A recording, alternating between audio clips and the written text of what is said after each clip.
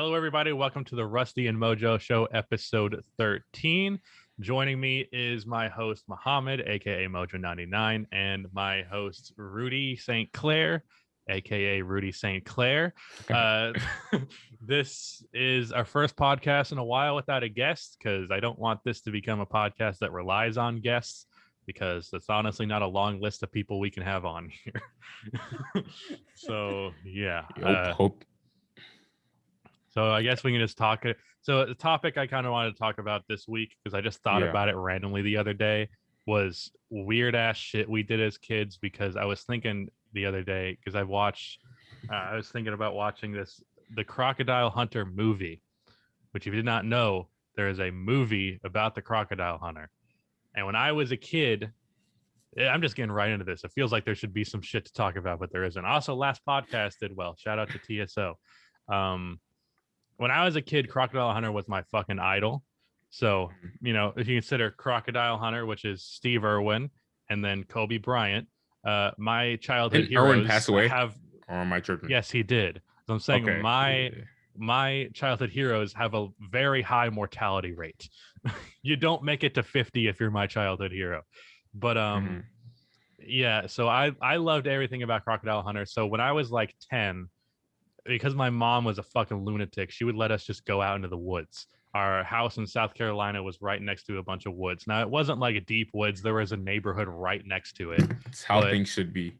But we could go out into the woods and just do shit. My brother would come with me as well after a few years, after he got a little bit older. But I would just go into the woods, and this is going to make people think I'm a lunatic. And honestly, it's because I am. I just go out into the woods and pick up snakes and shit. Or like chase down lizards, or try and catch turtles and frogs and salamanders. That's a real Bama boy right there. I ain't gonna lie to you. Well, this was happening. That Bama shit. This was happening in South Carolina, and what I would do is, it wouldn't just catch these animals. I would narrate out loud like I was on the Crocodile Hunter, and there was a camera following me. And I'd be like, and this is a black rat snake. Go pick that shit up and like list facts about the black rat snake.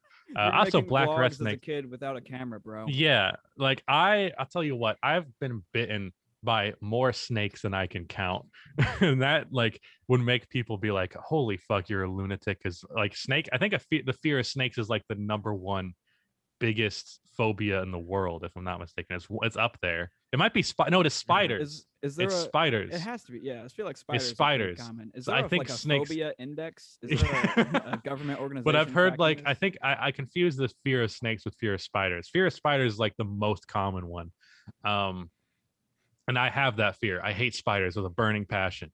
That's the one thing. Anytime there's an episode of Crocodile Hunter where he picked up a spider, I was like, nope, fast forward, don't fuck with that.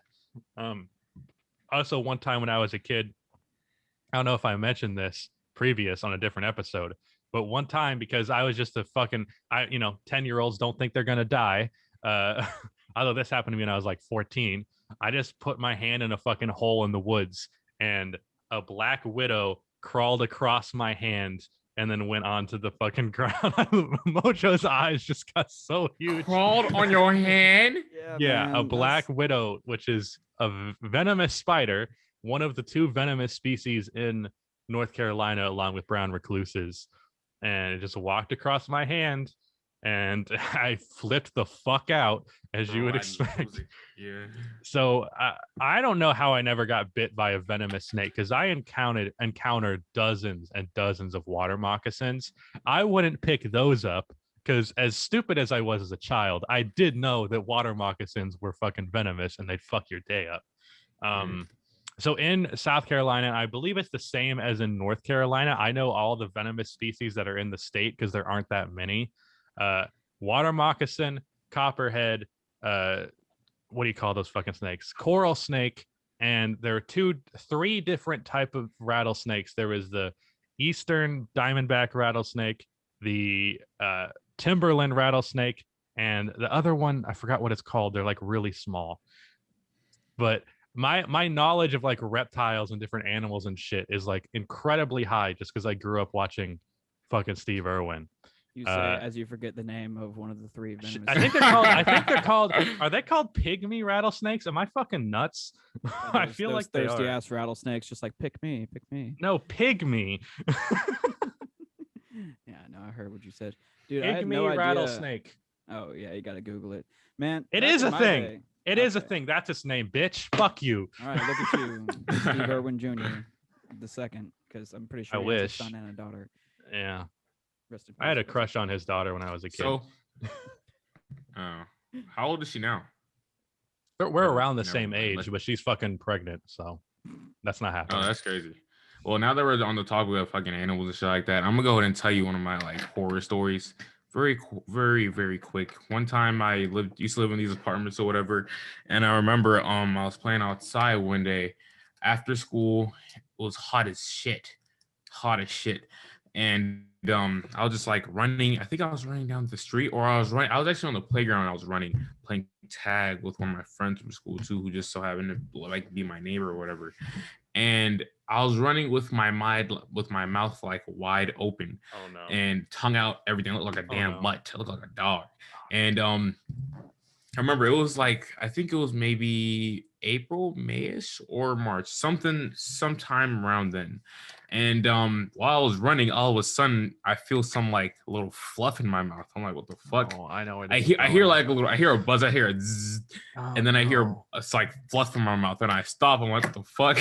And I look around, and I feel something sticking out of my tongue, and I like wipe my hand. I use my hand to wipe my tongue off, and then I see a fucking bee on my hand. So a bee went in my mouth, landed on my tongue. And Did it sting you? after I got it out, it was on my. No, it didn't sting me. It didn't sting That's me. the luckiest know shit how. ever that it didn't sting you. Yeah. Are you fucking kidding It me? was just like, oh, this mouth is. Yeah, cozy. don't know how. Oh my god. But that was one of the scariest shits that happened to me. You got one of the most sexually what the fuck assaulted by moments. Barry B. Benson. The Just B movie. there's a bee coming in your mouth. One other, if I can think of one story in particular, that's like really fucked up in hindsight. Because like I mentioned, my brother would go with me as well. He didn't have these aspirations, but he was like, I don't know, my older brother's doing something, I'm gonna go with him. We would go out into the woods, and there was this one time where and I'm saying they because my brother is non-binary, they got stuck on a dam, and it was not like a real dam, like there were a bunch of branches just built up across a creek. And I crossed I always cross this dam, and I get across on the other side, and then my brother is halfway there, and then realize, oh shit, there is a water moccasin right dead center of this bridge, which means I walked over. Wait, what's a water moccasin? Is that a type of snake? Yes, it's a venomous snake. They are known for, they're called cottonmouths as well, because they have these white mouths, and they would open them and flare them. Wait, and you're try telling me a and- water moccasin and a cottonmouth is the same thing? Yes. Man, I was in Boy Scouts until like 9th grade, and I didn't know that shit. What the Water fuck? moccasin is like its actual name. Cottonmouth is like the slang term people would Yeehaw use for name. it. Yeah, the yeehaw name. So they call them Mhm. cottonmouths because there's just the white flaring shit. And because Southerners are racist and they had the cotton, I don't know. Cotton's always on the mind down here. Yeah, but so I stepped over a cottonmouth and just walked to the other side without noticing it was there. So very easily could have fucking just got bit. Bro, no wonder you idolize Steve Irwin. You had way too many encounters with Yeah. poison animals, bro. Yeah. This is makes But ridiculous. my brother Don't go was scuba on the diving. other side, and they still knew. I'm trying to figure it out. They were stuck on the other side, and I just fucking I thought it was so funny. I didn't realize that I had just had a brush with death. Didn't realize it. That was not in my head at the time. And because they were on the other side of the bridge, and they were stuck halfway between land and the bridge, and it's not like some really stable thing that you can just run back to the other side. So they were in between, a very shaky bridge and a water moccasin, and me on the other side laughing. And as they were panicking, I jumped on the bridge and like shook it up to try and piss off the water moccasin, and then they jumped in the water and went to shore. I was like, Or you I should have was been bit. such an asshole. Like I was like, oh, venomous snake, I'm gonna fuck with my brother with this thing. My It's lance. your older brother, right? Younger brother. Oh, okay. So okay. I was about to they say, I don't had normally hear to. about bullying up. They had to jump into the water and run to shore, and I'm pretty sure the snake went after them. Like it also got in the water, but he was too fast. Man, you're a bitch. But I was like, oh, I almost killed my brother as a prank. Bro, why are you mad? It's just a prank, literally suffocating on their own. Yeah, but you know, we would have made it. We were just outside of the fucking neighborhood, and every ambulance has anti-venom on it because getting bit by snakes is pretty common. But yeah, I've had multiple encounters with water moccasins. I was almost always like 15 feet away. There was one time I jumped into like, you know, those creeks that aren't really creeks that that like are made by the neighborhood for like water to come through. Yeah. I jumped down into the shore of one of those, and there was a water moccasin a solid 2 feet away from me. What are you doing? Is that you're ordering? Bro, I'm so hungry right now. I'm trying to figure out what the fuck. I've been looking at my like I've been looking at Uber Eats this entire time. Like, bro, what I want to eat? I want some chicken. I'm sorry. Keep order going, it. But yeah, I was like 1 foot away from a water moccasin. Also, one other time, and this was like years later after I had grown out of this. I don't go into the woods and just pick up snakes anymore.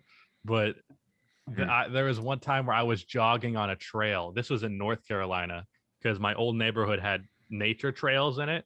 And I was jogging on the trail, and I just barely stepped over a baby copperhead.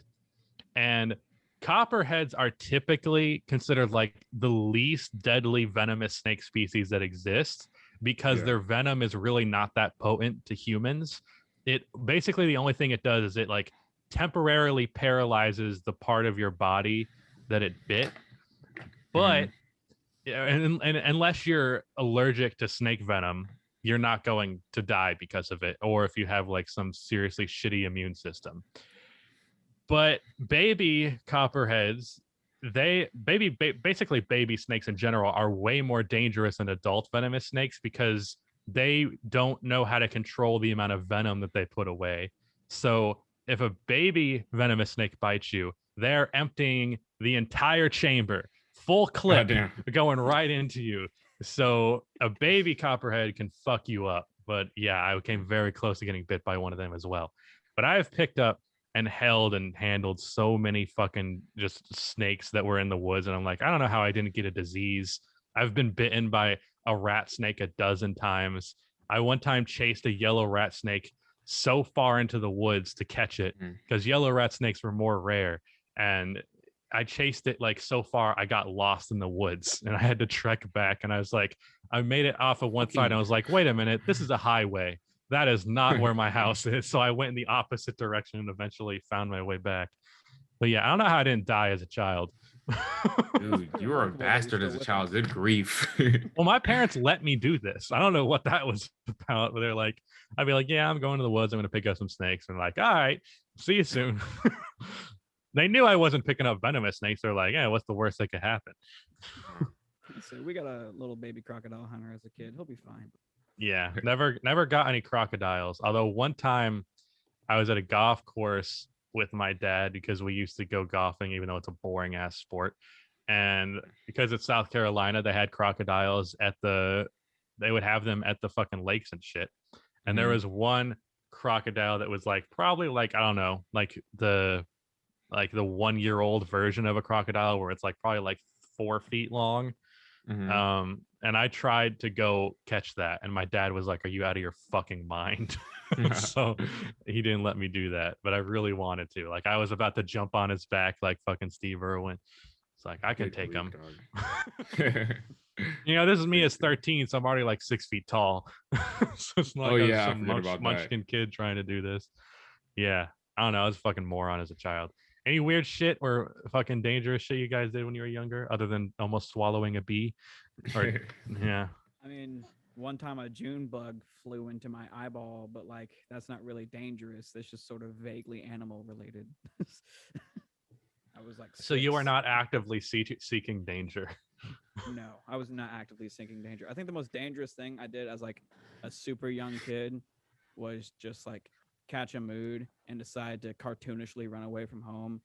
And I packed like some random items on a bindle on a stick, You like put a see. toy in your lunchbox. Right, exactly. And walked halfway down my street, got to where the street had an off road, and it was just a cul-de-sac back there. But my like hyperactive imagination was like, there could be some grand threat of danger, like a dragon or something around that corner. A dragon. Literally, where my brain went was like, there could How be a old was dragon this? around that How corner. old were I was you? literally like 5. I was about to max. say, you're thinking Like, I dragon wasn't at like even in 10. school. I'll bully you.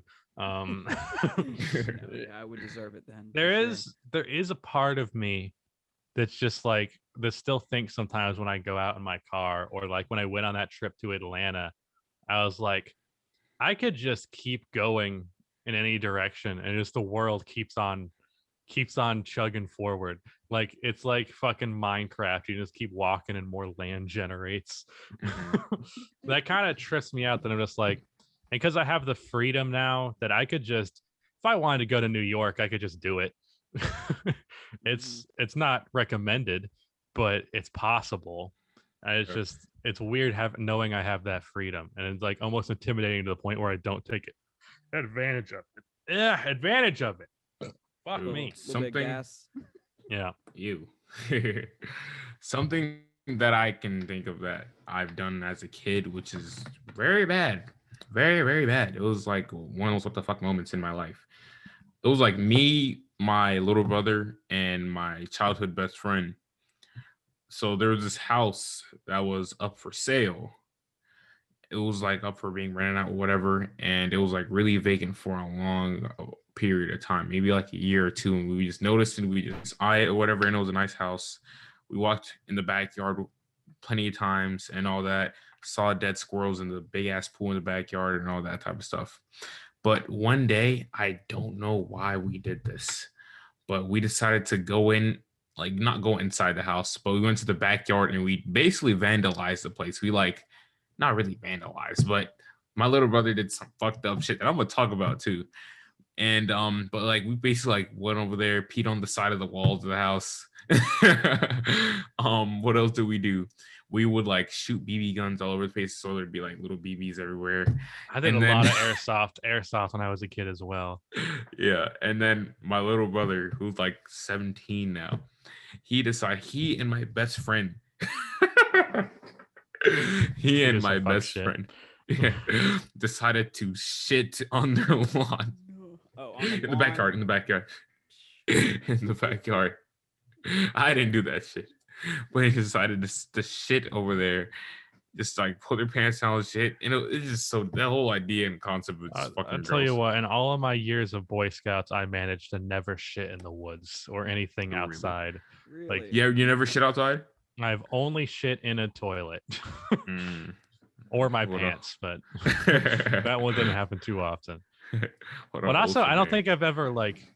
Here we go into a fucking topic. I don't think I've ever like had a shit my pants. Like I've had little bits, but like no full. Be real. ass When was the last fucking- time you had a little bit? No, Give it a no buck. full ass fucking turd. When was the other last than time you my had a little underwear. like whoopsie? Probably Keep it a real. couple of years ago. That's not fake. Like probably when I was like 17 or something. Uh-huh. Yeah, I don't I have to worry distinctly about that. remember sharding like so hard and bad on my 14th birthday, just sitting at home. And I wasn't wearing underwear. And I was like, well, these shorts are done. Yeah, throw them in the fucking garbage, man. It was Bro, one time I literally did it like, in my class. mom was like, all right, come blow out the candles. And I was like, okay. Like, give me a few minutes. Blow out the candles, not blow out your ass. Exactly. God, Oh, that- Jesus Christ, that's a that was fucking gross topic. one. You mentioned like the houses and shit. My neighborhood in South Carolina was like constantly under construction. Like it was never fucking completed. And Yeah. on the edge of the woods would be these houses under construction. And half of the time, I don't know what the fucking HOA's plan was, but they would do like they would halfway finish a house to where it's just like the wood frame and everything else isn't done yet, and then they just wouldn't touch it for like 2 months. So me and some of my friends in the neighborhood would do these fucking airsoft battles in the fucking airsoft battles in the neighborhood or in those houses. I got distracted by the message saying the host. Same. Yeah. I was mid talking. I was like, "What the fuck is that?" Shit's been popping up in every podcast since we started using Zoom. Yeah, So I'm using the integrated Zoom recording feature this time. Hopefully, it does a little bit better than OBS. Okay. Anyways, we would just play airsoft battles in those houses. And one time, this was not in those houses, but we were in the woods, and me and my brother were just chilling. We're out doing our fucking wannabe crocodile hunter shtick again. And this little fuck face that we knew in the neighborhood just started shooting at us with his friends with BB guns or airsoft guns. Airsoft guns, I should clarify, because there's a huge difference. Okay. Plastic pellets versus metal ones. If he hit me with a BB, I would have beat the fucking life out of this kid. I guess I should say that, like, I've said I've never been in a fight before, because I said the only thing I've done is punched a guy. Now that I remember, I did beat the crap out of this kid. Oh, you did? That's all I didn't like. Was it before the scenario or afterwards? After. So he was shooting these airsoft guns at me and my brother, and because I'm the older brother, and again, this is when I'm 13, so I'm just huge. And my brother's 3 years younger than me, so he's there 10. And I'm like, I gotta protect them. So eventually the kid, I really badly want to say his name because he is such a little shit. I'm not going to say it. Say it. I'm going to say is what was his name? Ryan. His first name is the best shooting, or the shooting guard on the best team in the NBA right now. Donovan. Yeah, little gross fuck face. Yeah. So he is shooting these airsoft guns at us. He had 2 other friends there. When I yelled at them to stop, they stopped, but this little fucker didn't stop. So he keeps shooting at us, and then he runs out of ammo and he has to reload. And Donovan is like 5'2". He's a little shit. And oh my God. I just come charging out of the woods. Have you guys seen Logan? Yeah. You know how at the end of that movie, he's just running through the woods like a fucking animal, like charging at them? That's exactly what I was. I charged at him full speed, tackled him to the ground, and like punched him like 2 times. And then I was like, all right, dude. I told my brother to run right as I was doing that, so he ran back home. Oh, Rusty the Protector. Yeah. What a man. Donovan didn't do that shit again. I was 13. Make sure these ladies hear about these stories. All right. Yeah, man. I'm such a man at 13. Dude, I had like two hairs on my fucking chin. Rudy, you been in a fight before? Shit. Okay, so I've never been in like a real bona fide like fight per se. You know, like all right. In middle school, I would like play fight with my best friend pretty often. But after that, I should say, I was going to hang out with some of my old friends from my old high school when we were in college. We were all pretty drunk that night, and one of them gets the idea like, "Oh, Rudy, I'm gonna shave your head." I was like, "Haha, good one."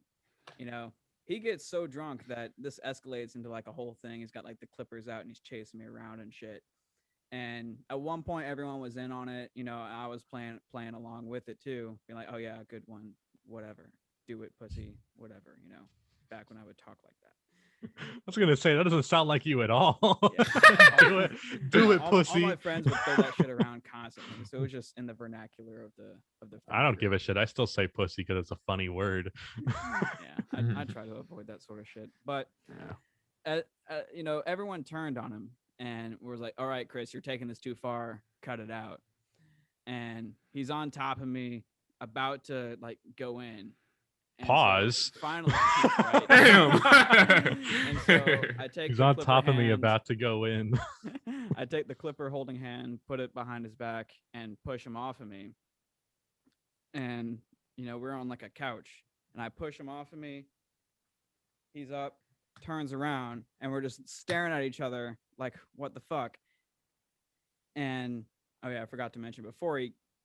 This is important detail. Before I pushed him off at me, I punched him in the kidneys like 3 or 4 times. Like, "All right, dude, fuck you." Bop, bop, bop. And so he punches me in the face, just like square standing over me. Bah! And I don't know if it was like a combination of drinking and adrenaline, or if I'm just way tougher than I imagined myself. But like I didn't even bat an eyelash. I was like, Yeah, I was I've just only kinda been like, punched. what the fuck? I've only been punched once, and I was like barely even felt it. Like, I Like, would it think it'd didn't be so faze much me, worse. but I chipped my tooth. My Oh, damn. right butt tooth had like the corner missing for years until 2 visits to the dentist ago. I was like, oh yeah, can y'all fix this? I'm like, oh yeah, easy. Put a vacuum in my mouth and just grinded it down.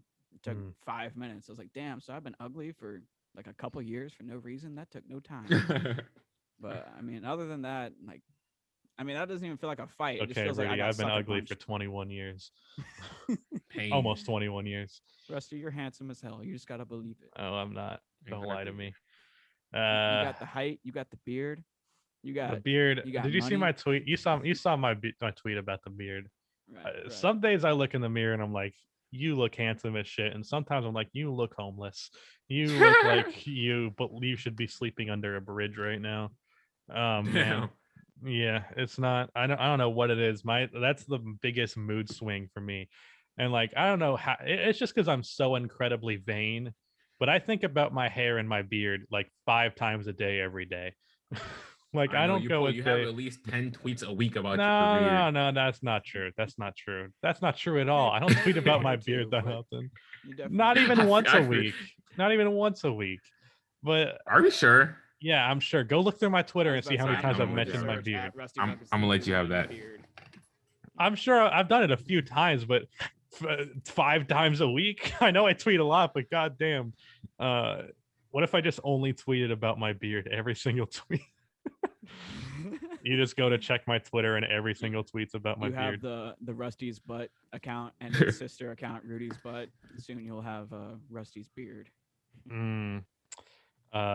But yeah, I think about my facial hair and hair combo every day because I always overthink literally everything about myself. So yeah, but that's not really all that interesting of a topic. Although Rudy is checking Twitter right now to see if he can. Right, you can see it in my glasses. Yeah.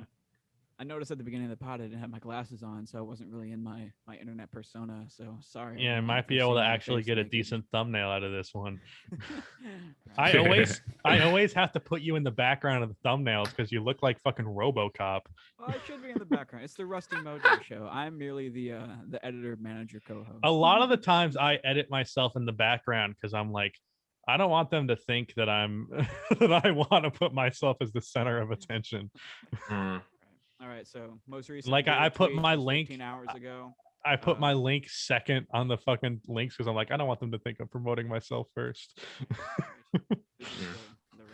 What Rusty Mojo benefits from that. About your beard on Valentine's Rusty for the people. Day.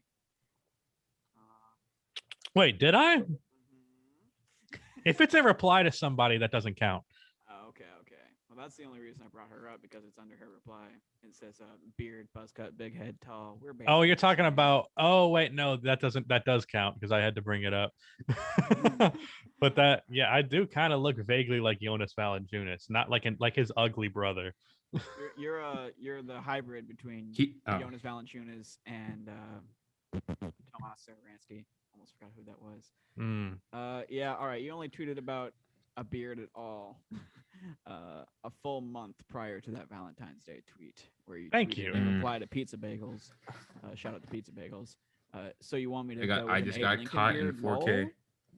Oh yeah, because he told me to shave my mustache. I was like, so keep the beard, shave the mustache so I look like Abe fucking Lincoln? No, thank you. You look like you own a fucking chopper. Yeah. Motorcycle or helicopter? Right. Yes, both of them. It's the same vehicle. It's a flying motorcycle using helicopter technology. Honestly, I'm surprised that doesn't exist in some like crazy person's garage. It probably does. You just haven't heard about it. Yeah, exactly. Helicopter motorcycles. I'm gonna have some weird. Did you really foul Danny Green on a 3-pointer? You know it wasn't gonna go in. What the fuck is that? Anyways. You mentioned something in the group chat about snow days. What was that about? Oh yeah, I guess I didn't think about it before I mentioned it in the group chat. But I mean, the whole fucking Ugh. eastern half of the United States has been covered in snow for the past week Yeah. or Fuck 'em. fuck ever. But like I'm that's sorry. I guess that's what you guys. I thought about going outside and bringing some snow just to show Dude, you guys on the I just podcast. think of the irony of all the fucking climate deniers getting fucked over by it the most. And meanwhile, the East Coast and the West Coast, which is the most, conscious of it, are doing relatively fine. Although it's Middle been America cold, and this Rust Belt.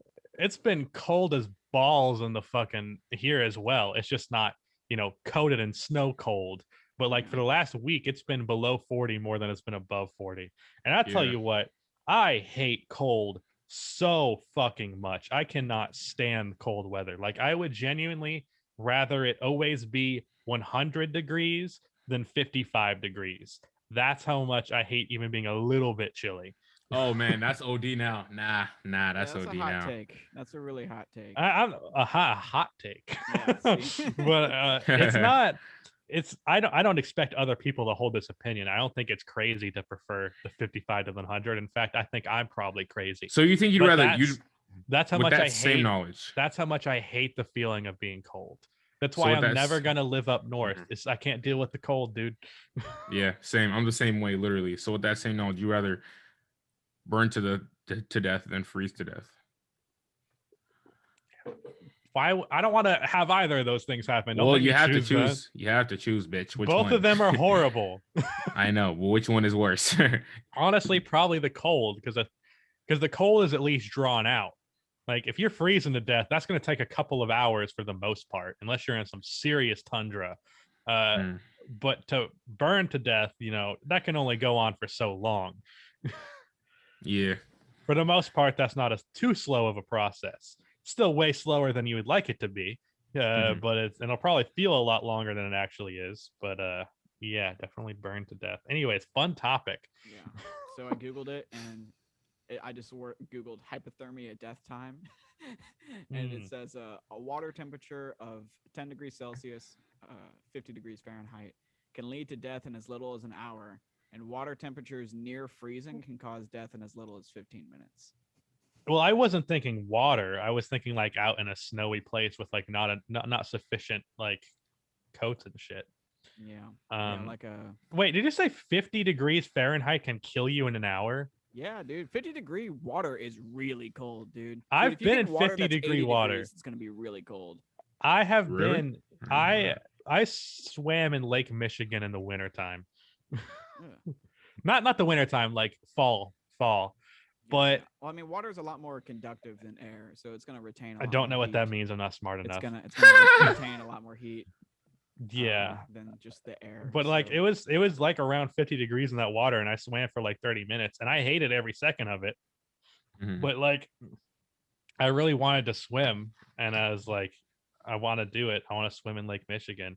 And it was so goddamn cold. And my brother was also daring me, like, I bet you won't do it, pussy. So I was like, all right, I'm just gonna freeze to death. So I was in water that could have killed me. That's a great realization. So apparently the body loses heat about 25 times faster when in the water than in the air. So that shit is sucking the life out of you. Like, Okay, what about how long it takes to burn to death? I can't imagine that takes more than 2 minutes. Yeah, so 15 minutes versus 2 minutes. But I can't help but feel like the pain is going to be a lot more acute. Like it's going to Yeah, hurt but I'd way rather worse. extreme. Yeah. I'd rather extreme pain over 2 minutes than a lot of pain over like 15.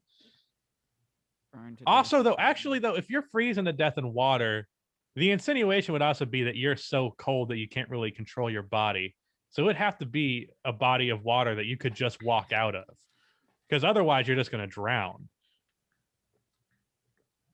So apparently people That's true. traditionally, when burning alive, die from suffocating on the smoke before they actually die from the burning, which Mm. means that they are alive for about 5 to 10 minutes. Damn, before that's going longer than I unconscious. thought. Yeah, dude, I thought it'd be like 2 minutes. I guess it also depends on like where it's burning. Like if it's burning right in the center of your chest, it's going to get down to your heart real quick. But if it's like on your leg, Dude, I was hiking through the snow, not last night, but the night before, meeting up with some friends to go sledding at a big hill by the stadium here. And I was trying to get up the hill, but it was real steep, so I was using my hands to claw up. And by the time I got to the top of the hill, my hands were fucking purple. I was like, "Yo, this is not good. My hands feel warm, even though they're cold. I'm about to get frostbite. Let me, tuck my fingers under my pits, get some heat back in them." That's fun. Fuck the cold.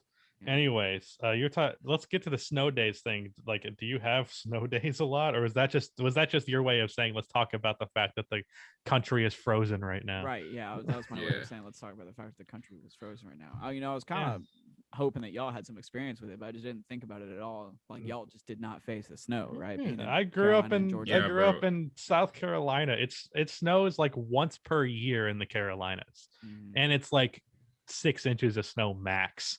So snow is, I've been in Michigan in the wintertime a couple of times. So, it's not like I'm completely inexperienced with snow. The one thing I will say that I hate with a fucking passion is people talking down to people in Texas who like live in, New York.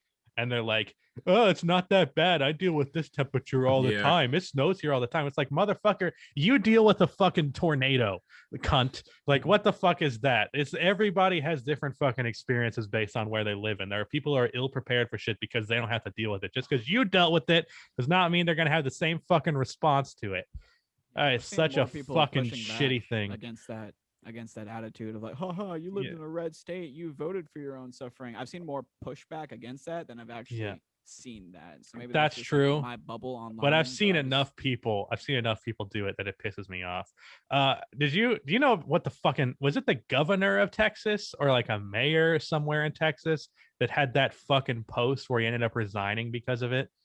No, I don't even know what you're talking about. I thought you don't know what I'm talking about. Like flip-flopping on his TV. Fucking he went on, like, name Fox is News and was like blah blah blah, the Green New Deal, blah blah blah. But then when he was on like local TV, he was like, "Oh yeah, our power grid and like gas is not working," and no, like being like honest about it versus going on national TV and being like blatantly dishonest about it. That's the only public official other than Ted Cruz that I've seen be publicly shamed. I'm trying to find what his fucking name is. I literally, yes, fuck Ted Cruz. I posted a thing about it saying when he dies, the world's IQ is going to go up by a couple of points. I can't remember what his fucking name Republican is. death, shout out to Rush Limbaugh for being awful fuck that for guy. 20 years or what the fuck ever, however long he was in the public. Yeah, my mom told me this, and I don't know if this is true. This is just becoming the very like the neoliberal podcast, but apparently Rush Limbaugh in like the 90s, he would list off gay people who had died from AIDS at the start of all of his fucking talk shows. Like, that's the type of person we're talking about. And there are people who are like, you can't say rest in piss to that guy. No, he deserves to rest in fucking shit. Fuck that guy. His quote about the NBA? No. What did he say about the NBA? Let me hunt it down because I don't want to like get into it and botch it because it's awful. His name is Tim Boyd. Let me find the actual statement because this shit made my fucking blood boil. And I don't really care that much about Texans, but like, don't be this shitty. Bro, that's out of bounds. Okay, here's the post. Mayor Tim Boyd. Here, let me read this statement while you search that up, Rudy. Let me hurt some feelings while I have a minute. No one owes you or your family anything, nor is it the local government's responsibility to support you during times like this. Sink or swim, it's your choice. The city and county, along with power providers or any other services, owe you nothing. I'm sick and tired of people looking for a damn handout. If you don't have electricity, you step up and come up with a game plan and keep your family warm and safe. If you have no water, you deal without. What? If you have no water, deal with. This guy can't fucking talk. If you have no water, you deal without and think outside of the box to survive and supply water to your family. If you're sitting at home in the cold because you have no power and are sitting there waiting for someone to come rescue you because you were lazy, it is a direct result of how you were raised. Only the strong will survive and the weak will perish. folks, God has given us the tools to support ourselves in times like this. This is sadly a product of a socialist government where they feed people to believe that the few will work and the others will become dependent for handouts. Am I sorry that you have been dealing without electricity and water? Yes, but I'll be damned if I'm going to provide for anyone that is capable of doing it themselves. We have lost sight of those in need and those that take advantage of the system and mesh them into the one group. Bottom line, quit crying and looking for a handout. Get off of your ass and take care of your own family. Bottom line, don't be a part of the problem, be a part of the solution. That's a governor or a mayor in Texas. I don't know what is mayor. Governor is like the leader of the whole state, and a mayor is like a town or whatever. But he resigned after that because everyone across the board gave him a giant fuck you. Like, imagine like someone's like, my house has no electricity, we're freezing, and we don't have any water. And it's like, fuck you, figure it out. As the leader of a government. How do you? I remember seeing that statement vaguely, but that's so upsetting to even just listen to. Yeah, when I first heard that, I was so furious. Of people in America that when did he resign? agree with that sentiment. He resigned like a couple of days after this statement. He posted it and then deleted it. How do you say all that and then say like, don't be part of the problem, be part of the solution?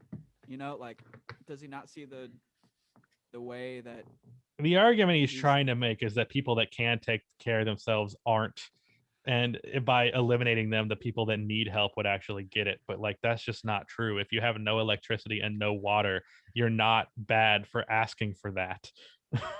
Like, he's like, we're not going to give you any handouts. You're the government. It's your job to provide for the fucking people. That's why you get tax money. That's why your fucking salary is paid, douchebag. Like, oh my God. I was so mad when I read that. And it's because that's a mentality that exists where like literally anytime anyone asks for anything, they're like, stop asking for handouts. It's like, douchebag, that's not what a fucking handout is. Ugh. It sucks too because he got people backing him. I'm sure you've seen people backing him in his replies. He's gonna be a pundit on Fox News by the end of the month. I guarantee it. You know? All right. So Rudy, what's the Rush Limbaugh thing? Yeah. So now that we've upset some viewers with that one, let's upset. I don't give a shit. One. Fuck them. No, I mean this podcast gets no views anyways. You have a right to be upset because that's a very upsetting quote. Oh, I thought you meant like upset as in like being against it.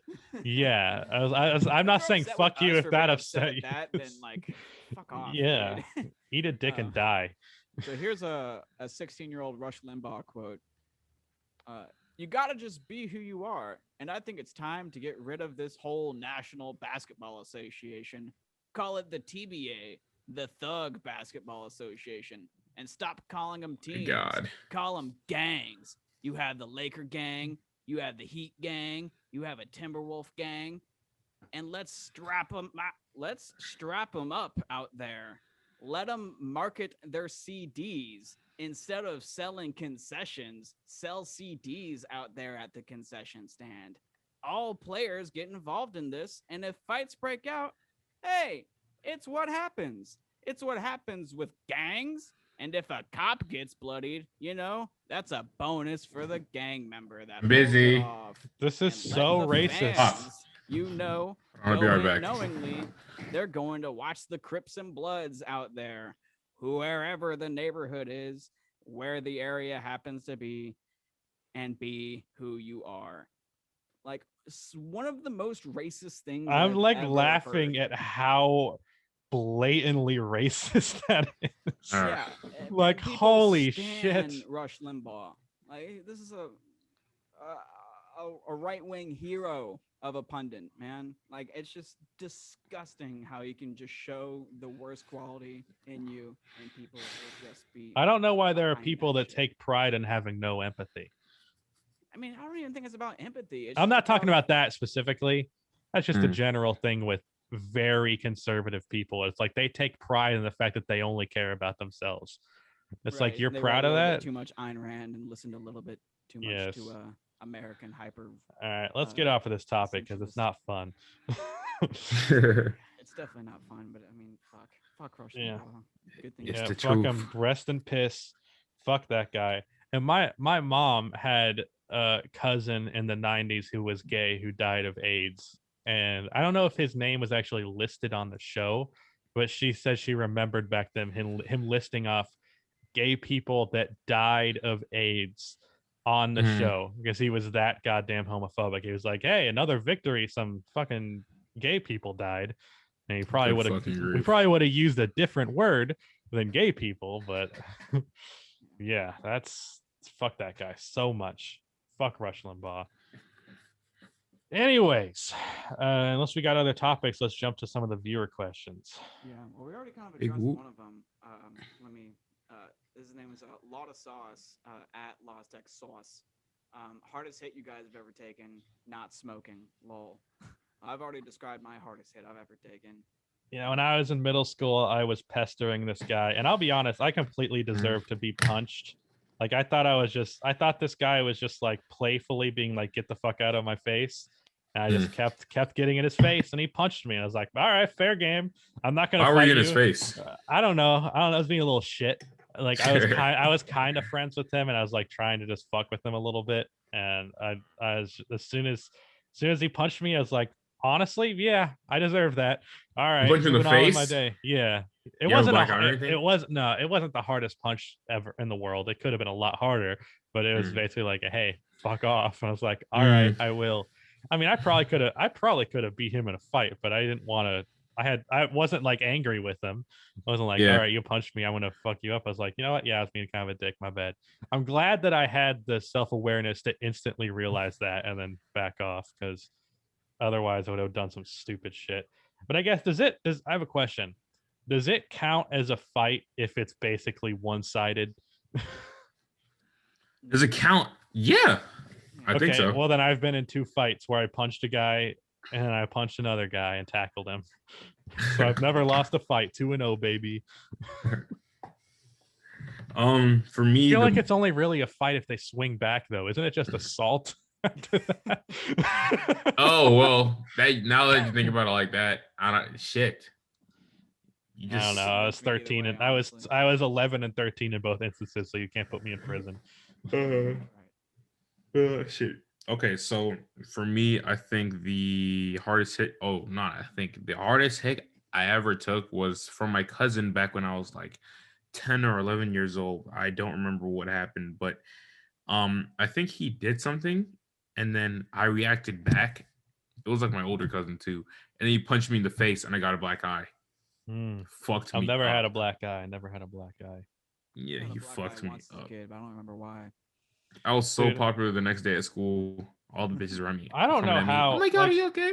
Like you would think, like me talking about like airsoft fights in the woods and picking up venomous snake. I have never had an even slightly serious injury in my life. Like that was my most severe. Never broken a bone. Never had a black eye. Never like even pulled a hamstring or something like that. I've played basketball so much. I haven't torn anything. I'm fucking the way you move, bro. I don't expect you to tear anything. Well, you know, you see people, you see like people get injured and like tear a fucking Achilles, and like what they did was like they twisted their leg like slightly, going very slowly, and that's all it fucking takes. And I've never had that. It's weird that I'm fucking John Stockton out here with this durability. There's I also don't have a left hand, so it works. This comedian was hooping one time and just completely busted his ass, and like has the footage of it and everything. I forget his name, but he's the guy who does Your Mom's House podcast. He's like pretty famous right now. I've heard of that.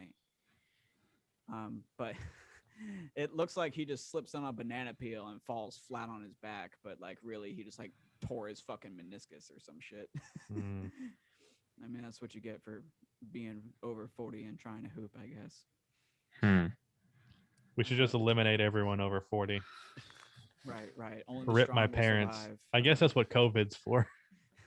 Shut up.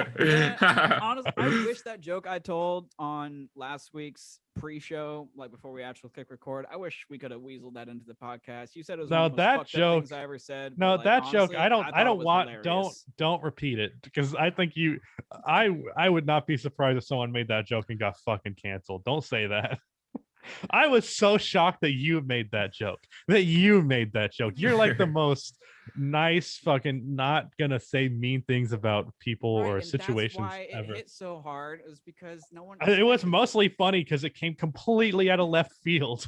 Look, I in was the like, context of the "Whoa, conversation, it Rudy, made whoa." perfect sense. I'm going to tell the joke now because whoever's listening is No, surely please, literally on the don't. edge of their Go. seat. Rudy, Go don't. crazy. No, don't. All right, Don't see, do it. 2-1 verdict here. I'm telling the joke. We were I talking about, just so you know, I tried to stop him. you tried to stop me, but we were talking about how sad Carl Anthony Towns' life has been lately with all the loss. He's Okay, yeah, we can stop. Yeah. We can stop. You remember the We can joke stop. now? We can stop. All right, Yeah. I've been outvoted here. So if you want to know the joke, you can just at me on Twitter at NBA. No, man, it was My so God, fucked up. Rudy. I do want you guys to know that it's not like as fucked up as it could seem, but it's still like, wow, that's a take.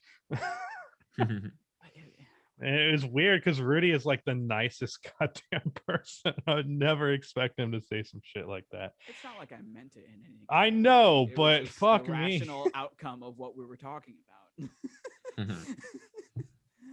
All right, next question. Very relevant to the previous one. At Mally Mac asked, or at Mally Mac 121. Sorry, I butchered your handle and forgot the numbers. Would you rather fight Mike Tyson once, or talk like Mike Tyson for the rest of your life? Talk like Mike Tyson for the rest of my life, no question. How about you, Mojo? Shit. Damn, you know how many like girls it's gonna scare away? Yeah, if you have I a couldn't make lisp and a videos really like high that voice. too. Yeah, I couldn't make videos. Like YouTube wouldn't be my thing. I think you. I don't could. care, man. I'd be alive. Yeah. I don't know. I think I would. You Take can't make a YouTube one-punch videos if knockout. your fucking brain is busted. Yeah. Literally the entire fight, as soon as ref says 1, Look. 2, 3, go, I'm like these. Look, that's the not going to position. stop him. He can give you brain damage through your hands over your head. Like, Oh, his It's voice like, is no so matter what, all three of us are going down in one punch because this is Yeah. like the greatest puncher of all time. look, So, either like, I'm way, taking the hardest punch possible before I have like a crazy high voice. I and don't lisp. think you I like my understand. voice. I don't think you understand that you will get severe brain damage if that guy punches you in the head. You, Hey, man, you I've ain't damaged built my for brain it. enough and I've recovered. Your I brain's mean plastic. severe. It I comes mean back. like you would have ridden the short bus as a kid if you get hit by that guy. Like, Jesus Christ. Canceling Oh me. my God. Oh my God. I can't believe you just said that. All right. So there was a question that they asked that Dean said in the reply that we had answered this already. He asked, how do I not have a Southern accent? Did we answer that question already? I think what he was saying was that he answered his question within his own question by saying that you moved to North Carolina. Well, a lot of North Carolinians still have a Southern accent as well. Although Bobby, I don't think he really has that strong of a Southern accent. It's a little bit there, but it's not strong. I don't know if you guys noticed that. But also, shout out to Bobby for starting his channel. It's been going well. Bobby's awesome. Go subscribe to Bobby if you haven't already. Check out the podcast with him. That was a really good one. Yes, it was. I'm glad that the first one got deleted. The first so one kind of sucks, low key. yeah, it was fine. It was like, by comparison. Yeah. The fuck was I talking about? Oh yeah. So the reason I don't have a Southern accent is because neither of my parents do, and I was such a loner child that I spent so much time inside the house. The only people I were talking to were my parents and eventually my siblings who didn't have an accent. So I don't have a strong accent one way or the other. Like, I don't feel like I have a voice where you hear it and you're like, oh yeah, this guy is from this place. Like I've heard people say that I sound like I'm from Texas and that I sound like I'm from fucking New York. Like, what does that even mean? It's I don't pretty think hard I for have me a to detect a subtle Southern accent. The only way I ever detect it when it's not like super overblown and a dramatic Southern accent is when people draw out the vowels and they talk like their mouth Yeah. is full.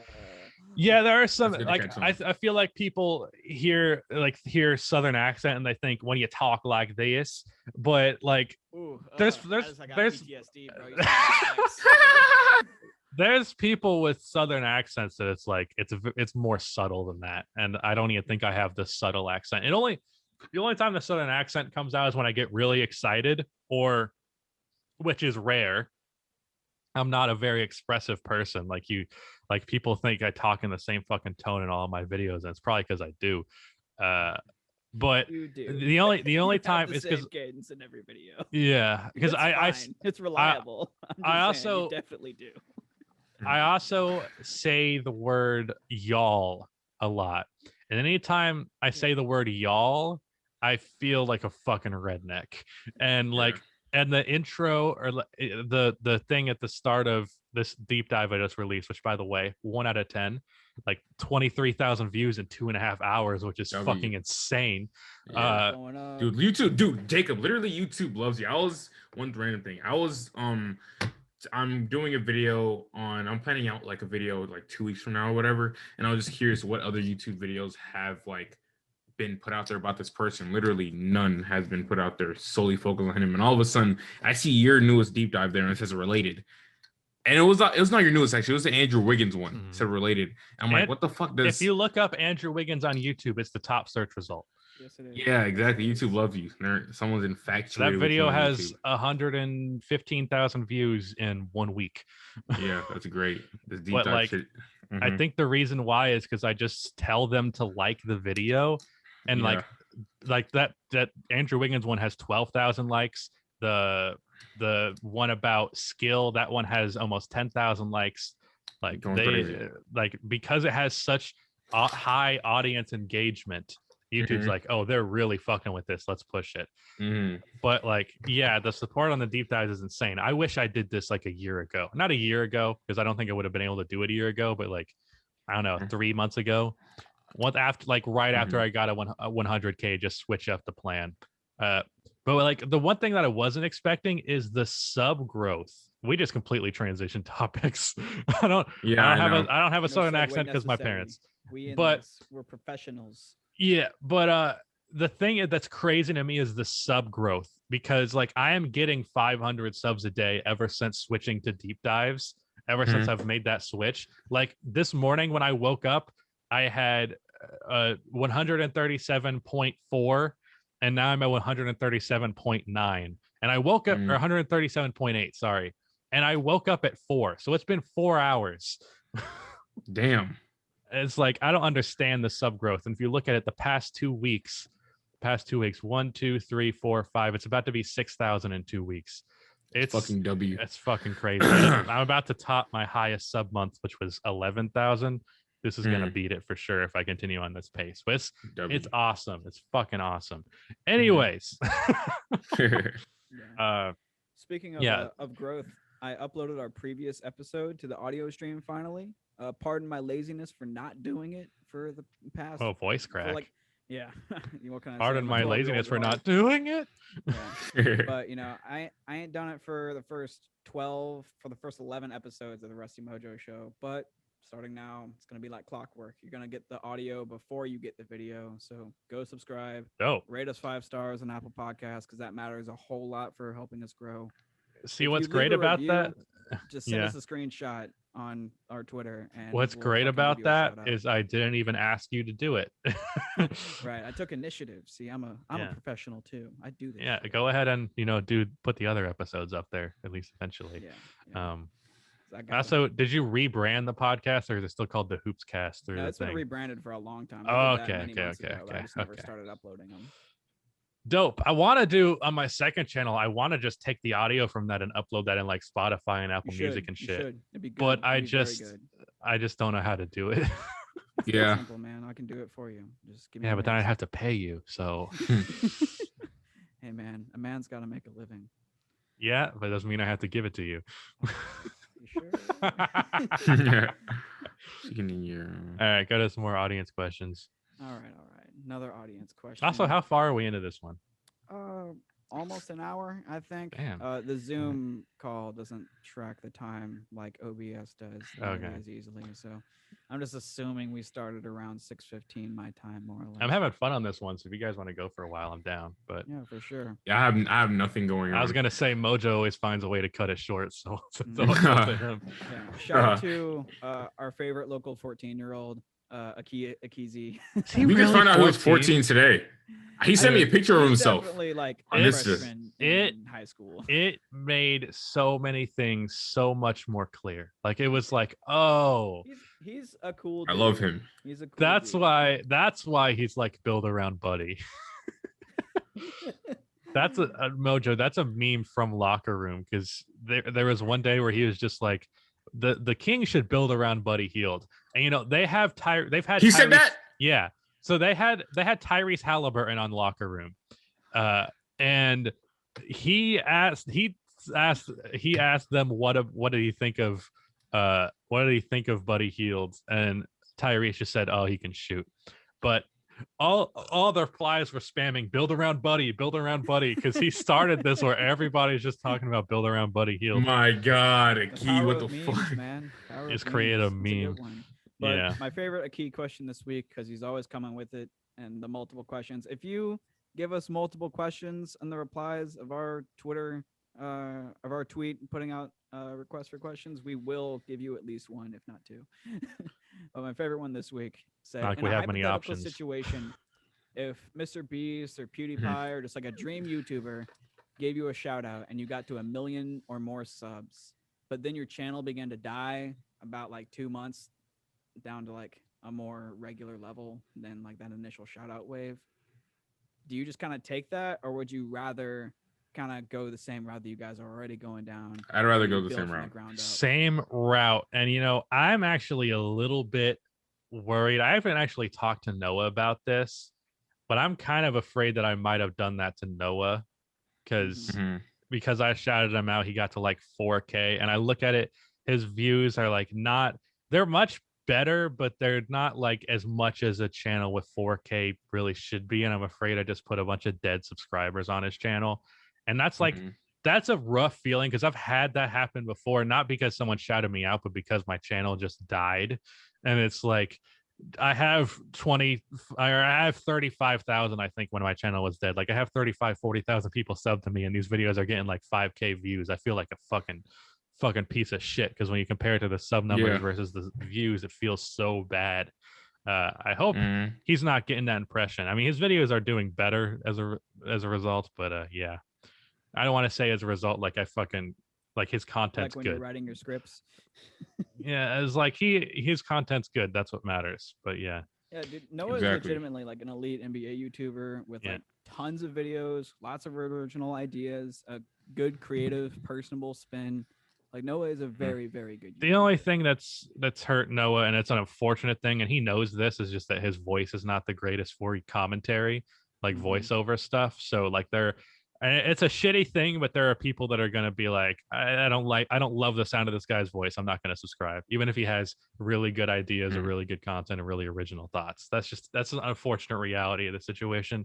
Yeah. And also YouTube just sometimes, I feel bad when I see someone who works harder than me sometimes, and then they're not getting any fucking, YouTube's not throwing them a bone whatsoever. As much as I willed my success and like was like, I'm just going to make sure this happens, I still had to get lucky things from YouTube here or there. Like I still had to get YouTube helping me out, and there's some people that YouTube just like, nope, you're gonna upload 1,000 videos and you're gonna get 100 subs. It sucks. Yeah, it's just the way it goes. That's something that sort of prevented me from being like eager to get back into making YouTube videos, because I'm scared that I've like had my channel so long and been so inconsistent with the rate that I put out content that my channel is just going to be like already dead in the water when I start pumping it out. So I want to like start a new channel with like really good habits and nothing but good ratings in like YouTube's internal secret algorithmic system, you know? And I'll say just in general, YouTube shout outs don't do much for you. Like unless unless a YouTuber goes out of their way to be like, really like, dude, go subscribe to this guy, because that's what I did with Noah. Unless the YouTuber really goes out of that way, like even Mr. Beast or fucking what's the other guy, PewDiePie, if they went out of their way or like go subscribe to this guy, I would not get 1 million subscribers. That wouldn't happen. that's like, they can go out of their way, and that's not going to happen. So especially if they're just like in passing, like, hey, go subscribe to Rusty Buckets, they make cool basketball videos, 99% of people are going to skim past that. That's just how it is. And I understand it, because I know when I watch YouTubers who shout people out, I have to hear them get shouted out multiple times before I'm like, oh, fine, I'll watch them. Yeah. Have you all ever It heard is of what a it is. YouTuber by the name of Bobby Burns? Yes. Who's that? I know what happened to him too. All right, cool. I'm glad you know it. What happened? I know about all the YouTube drama because I watch YouTube drama channels because I'm a fucking degenerate. Well, here's the thing though. Bobby Burns existed well before YouTube drama, and like I was a big Yeah, I fan know. of his for a long time. Like I think I saw him partnering with Cinema Sins 5 or 6 years ago, and was like, oh, who's this little film nerd of a kid? And went to his channel, and it had very little subscribers, like definitely 100% for sure less than 50K. He was not a big YouTuber at all. He had been on YouTube his whole life. His parents literally put him in homeschool before he got into high school because they saw how creative and aspirational he was, and just full on supported his dream of being an online persona. And, you know, he was really killing it. And then Shane Dawson Fuck went Shane Dawson. above and beyond to shout him out. But honestly, in my heart of hearts, I do believe that Shane did some sick and twisted nonsense where he literally sabotaged him on purpose. Yeah, 100%. Told him to take out all this debt because he was definitely gonna make it.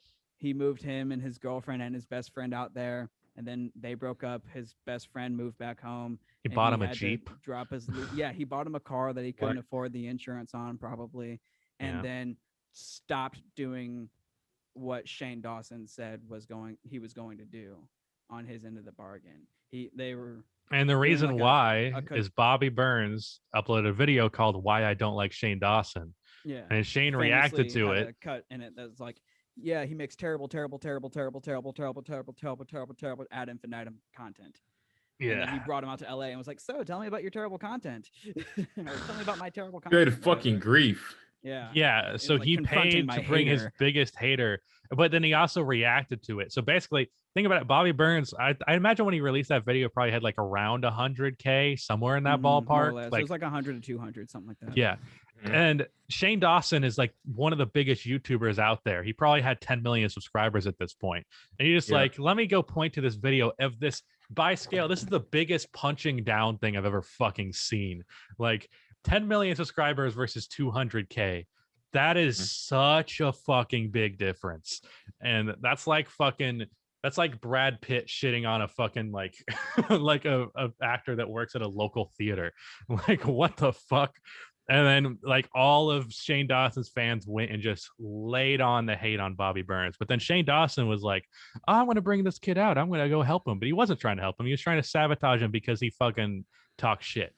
But yeah. Because Shane Dawson is the type of person to pull some hyper cunning, manipulative nonsense like that. Yeah. Where he fakes kindness. And to fuck dogs. Do horrible thing onto something. Yeah, and he fucks dogs and cats and everything else. Yeah. Horrible, tasteless human being. Let's. If you have not watched it already, D'Angelo Wallace's video on Shane Dawson is perfect. Yeah. It's perfect. It's flawless. Is a great YouTuber. But so was Bobby before Shane, and then Shane gave him the attention. And I go to Bobby. Quadrupled. He started trying to make Shane style content for Shane's audience, and they weren't fucking with it because they didn't fuck with him in the first place. Yeah. And so he's just at this existential crisis of a YouTuber, and then he just what ended up happening. YouTuber entirely and went to rapping with his LA friends. And honestly, that first album is trash. It sounds exactly like someone who he is. Just some little fucking white boy who doesn't respect hip hop like everyone who's in hip hop actually should, who listens to Suicide Boys, Tyler the Creator, and XXX Tentacles, and was like, I want to meld all these sounds into my own fucked up weird little rap thing where I'm like, ooh, I'm violent and hard. He literally, like in the prelude to the album, the whole track is like, yeah, this is about to be the hardest, most offensive, violent thing you've ever heard. I'm like, all right, you've just set the bar really high. And then 7 tracks in, it's like, yeah, this is not the most offensive, violent thing I've ever heard. Anytime you hear something like that, where like this is about to blow, this is going to be so crazy, you don't even know. It never is. Yeah. Like, I want to talk about Bobby Burns. Actually, the point you made just before I go to that tangent, Bobby Burns, what really happened was the audience that he had already built up, the 100 to 200K, really, they were like, if I remember correctly, his audience was like really diehard for the sub count that he had. Like they really liked Bobby Burns. For sure. Yeah, I was one of them, man. And the thing is, once he had that change, once Shane Dawson gave him all this clout to be more like Shane Dawson content, that previous base was like, dude, we don't fucking want this. And then all Shane Dawson's people were like, we don't actually really care about you, so we're not going to help you out either. So he alienated his old audience, and then the new audience was fake. So it was like a complete recipe for disaster. Absolutely.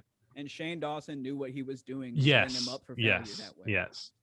He took out probably, I'm just going to throw out a guess of a number, but probably like $20,000 of fucking credit card debt with his girlfriend, and then they broke up and moved to separate sides of the country. You know, it's like that's a real good way to get real stressed out and hate your life. And the one change of direction. His second album was not as bad as the first, I will say.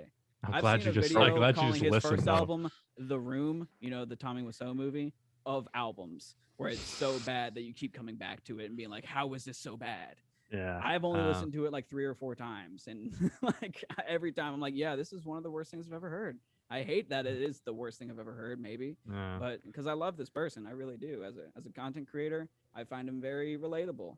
He had a great video one time where he kind of broke down one of his more creative movie reviews he's ever made, and was like, yeah, I was really depressed when I made that, and like, here is some of the footage of me being visibly depressed on camera while I was trying to record this. And the product of that was some really great art, unfortunately. And now I can only hope that he's going to continue to make music and it's going to eventually be good. But his primary source of relevancy now is being one of the most subscribed people on OnlyFans. Wait, really? What? Yeah, that's insane. He's probably the most subscribed person of the male gender, of the male sex, that's on OnlyFans. I'm not sure if he's the most, but he's definitely one of the most. That's plot twist I did not anticipate. Bro, hell of a journey. God damn. You know what, Bobby Burns, you know what could have saved him in that Shane situation? I think the biggest reason why it especially alienated his old fans was it like the fact that he was so happy to take this shit from Shane after previously making a video like saying why he didn't like the guy, was it didn't seem like he had much of a backbone. Like, I think if he would have taken that invite from Shane and then just made a complete meme out of it, like anytime he was on camera with Shane, just being like basically making fun of him subtly enough that Shane would keep it going, but also like clearly not really fucking with the situation. And then after that, he was like, all right, I'm done. I'm heading back home. He would have been a legend. He would have been a fucking legend if he did that. But he might have been doing that for all we know. But most of the videos of that whole experience were cut by Shane, so those moments might have gotten maybe that's a fair point. That's a fair point. Yeah. But I mean, to take the Jeep and all that shit, it's like, dude, you should not have listened to this guy because he's a manipulative douchebag. The Nasty Boy music video where he's like on some cliff in LA with his Jeep rapping about nothing. It's goofy. Was the Jeep that Shane gave him? Yes. Why would you do that? Right. Like a Jeep is not like a rap music video vehicle. It's just not at all. I don't care if it's brand new. Nothing less than 50K is something that should be in a rap music video as a prop. Rapping over my Nissan Sentra. I got my Honda Civic just on the hood rapping. I remember I saw this video on Last Week Tonight where it was like this country in the Middle East just recently let women start driving, and it was a rap song from a Middle Eastern woman in like a Honda Civic. I've seen that. And John was like, you can't make a music video in a Honda Civic. I guess in a third world country, maybe a Civic is like a fucking Bugatti. Yeah. You know, I learned this week that Dubai is in the Middle East. You didn't know that? I thought it was in South America. I don't know why. Rudy, out of all the South things America? dude, Rudy's like the smartest person. Out of us three. Maybe if you could have guessed, like, I don't know, fuck? Southeast Asia, but fucking South America? God damn, Rudy. South America, as Drake Bell would call it. Mhm. I'm dead. Oh my god. Drake You Bell really gives me sexual predator vibes. All right, that's a weird twist. Let's go down this avenue. What? He just does. I mean, I don't know. How? Like, This they is made his based on character- nothing. they made his character very horny. I'll say that. Yeah, but, maybe- like, maybe that's because- just manifesting in my Because mind it was a today that way. sitcom, because it was like a sitcom, they couldn't make for like Nickelodeon. They couldn't make it a sexual thing. So it's like he was just obsessed with Mhm. making out with girls. Like he wanted to make out with girls so much. And it's like, bro, it's kind of weird if you're just like, oh yeah, I really want to make out with this person. It's like, dude, you're 18. What's wrong with you? I mean, kissing is fine, but like to be addicted to making out, it's like, that's a very weird behavior. I Because just they know I'm couldn't gonna they see couldn't some make it like TikTok one day, just like I they- saw this week with like some 303 fan, where it's like Stitch with Drake Bell being like, haha, tell me you're punk rock without telling me that you're punk rock. And they're like, yeah, you grabbed my ass at Warped Tour and I was 16. Bro, I cannot it would just be funny if one day instead of all the makeout shit in an episode of Drake and Josh, they were just like Josh was like, where you going? I'm on a date. I'm going on a date. I'm about to clap some cheeks. It's like, whoa, what happened to making out? Just That's what he said, really? Clap cheeks? No, I said it'd be funny if that Oh. did happen. If he said that shit, that would have been legendary. Also, Oh you my guys have you God. guys seen the fucking Drake and Josh movie? yes. You know, it's like deleted off the face of the earth. Like you can't find it. Really? Really? Yeah, like there No are way. clips Wait, of it. I think I've There are seen a clips. video. There are about clips this. of it you can find on YouTube, but Nickelodeon was like, we have to erase this from existence, and it was good. Yeah, at least I thought it was. Yeah, I don't remember it being bad. No, it's not erased from existence. I could watch it right now for $3.99 if I wanted. What? Ooh, maybe Yeah, that, man. Maybe it was whoever exposed you revived. to this Because idea. no, because they also had iCarly episodes that were like you could only get them on literal like a disc. So Dude, maybe now they iCarly just is, like, brought one of the them most up. watched things on Netflix. Like, Yeah. everyone's fucking with. But that's iCarly what right I'm now. saying. Like it got revived. I'm not finding it on YouTube. Wait. No, I are just you? Googled it. Oh, on YouTube, And the only thing that it's- shows up is the Fairly Odd movie. It's on iTunes. It's on iTunes. What? Yeah. I think that shows how fucking obscure it was, though. But like that movie, I fucking loved that movie. I watched that all the time as a kid. Like the laser show, the fake snow in the Mhm. front yard because it's San Diego. They made Santa Claus black. Like it's perfect. That's the recipe for a perfect movie.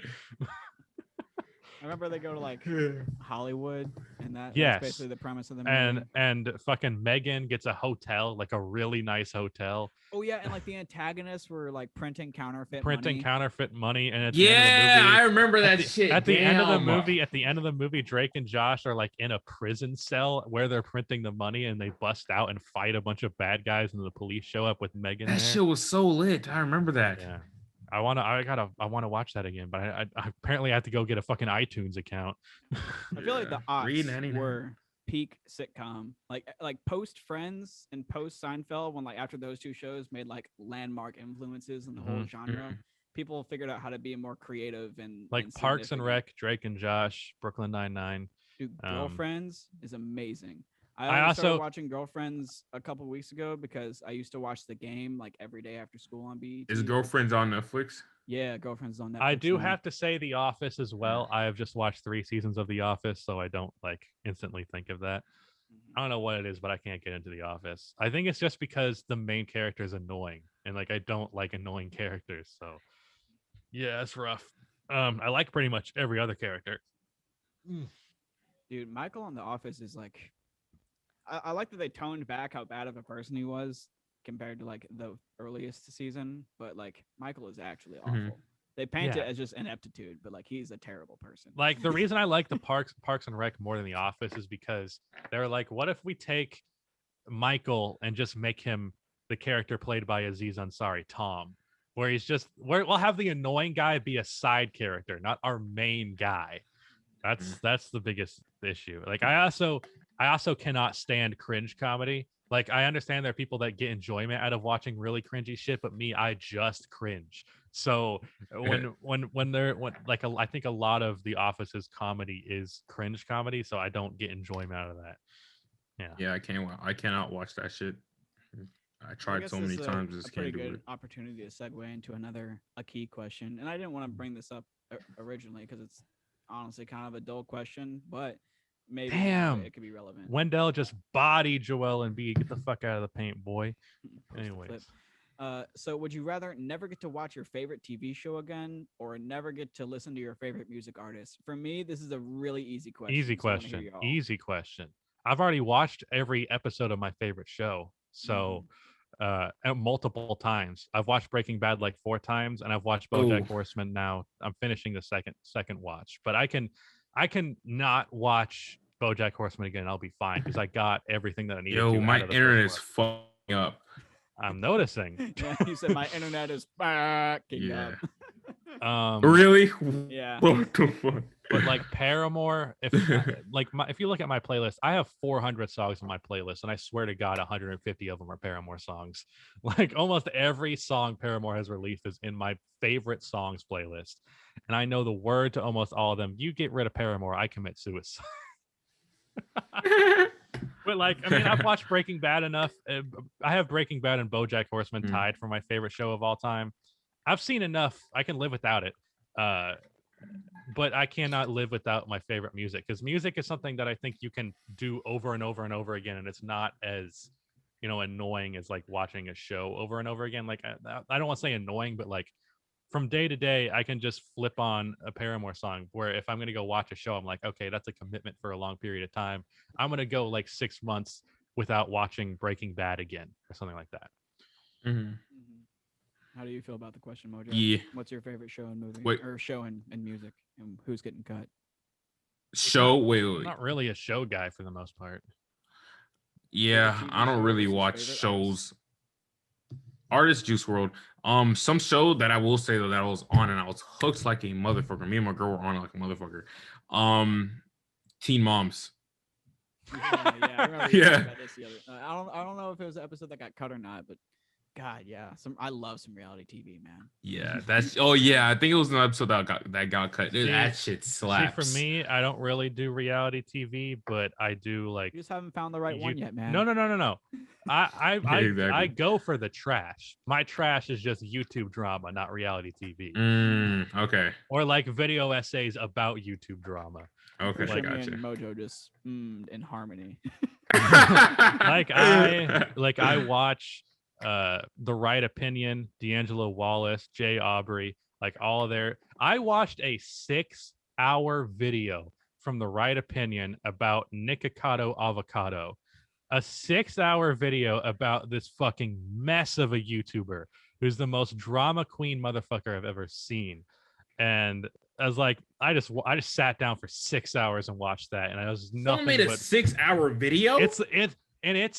It's like perfect. It's not. There's not a wasted second in that 6-hour video. That's how much fucking bonkers drama this guy has had over a decade of YouTube. And oh my gosh, I watched all of it. I sat down and I watched every fucking second of that thing. And I'll say I watched it in 2 parts. Like I stopped halfway through. Yeah. And I was doing other work in the background. I didn't just sit there and like stare at it, especially because this YouTuber is a mukbang YouTuber, and there is no content on YouTube that I hate more than mukbangs. Yeah. It literally makes me want to throw up. Really? It's disgusting. No content you hate more than watching people eat? Well, it's because they eat so sloppy, and I'm also someone who the sound of people chewing makes me want to jump off a bridge. And because they're talking while they're eating, they're obviously going to be smacking. Yeah. So can't deal with it. But what's the other one that's like close up, where like they're close up to the mic? I forget. ASMR. Hate that so much. I don't hate ASMR. I can deal with it. Don't you go to sleep with that shit or no? No. I go to sleep with the sound of rain. Like I play rain sound on my laptop. It's rain hitting a window, because that's like my sound that makes me calm for sleep.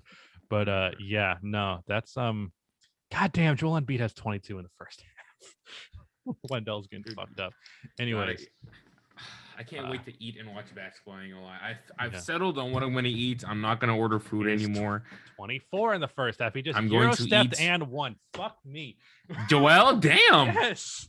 Euro step Dude. and one on the. It was off of the inbound. What kind of defense is that? Wendell just got left in the dust. Anyways, Yeah, Window ran can't up like he handle- was a point guard. Yeah, Window Oh, can't man. fuck with those. Dude, the But I'm only gonna have reason some Joel reduced Embiid's sugar gonna- ice cream Ooh. and a protein shake. That's what I'm gonna have. I thought you were ordering food.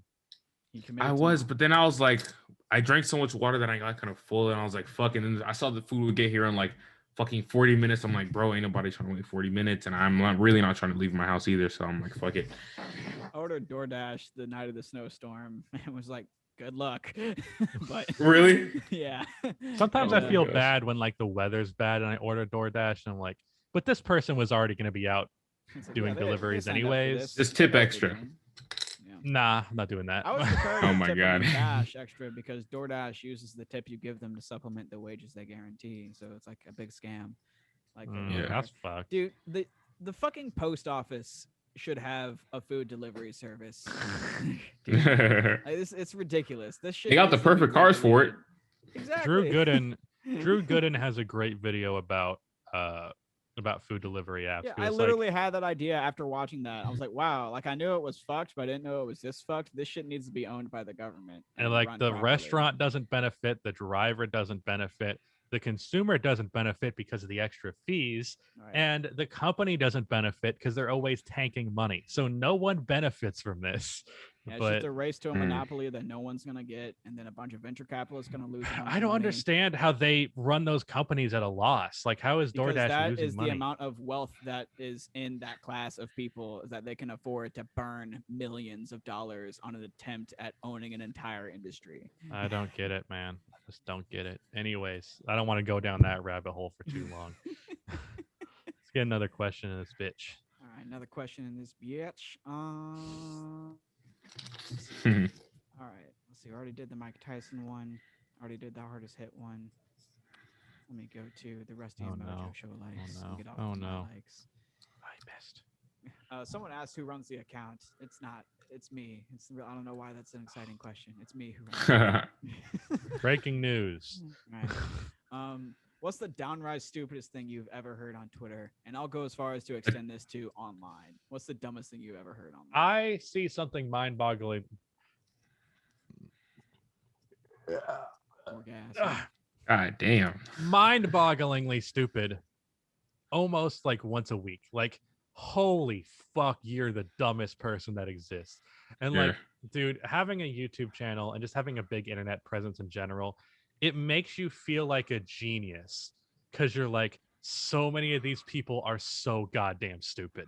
Like, it's like, I don't even think like in reality, I just have common sense. And because you're exposed to the internet, you get exposed to so many people that have zero, and you're like, am I a genius or are you the dumbest person alive? Really, it's they're the dumbest person alive.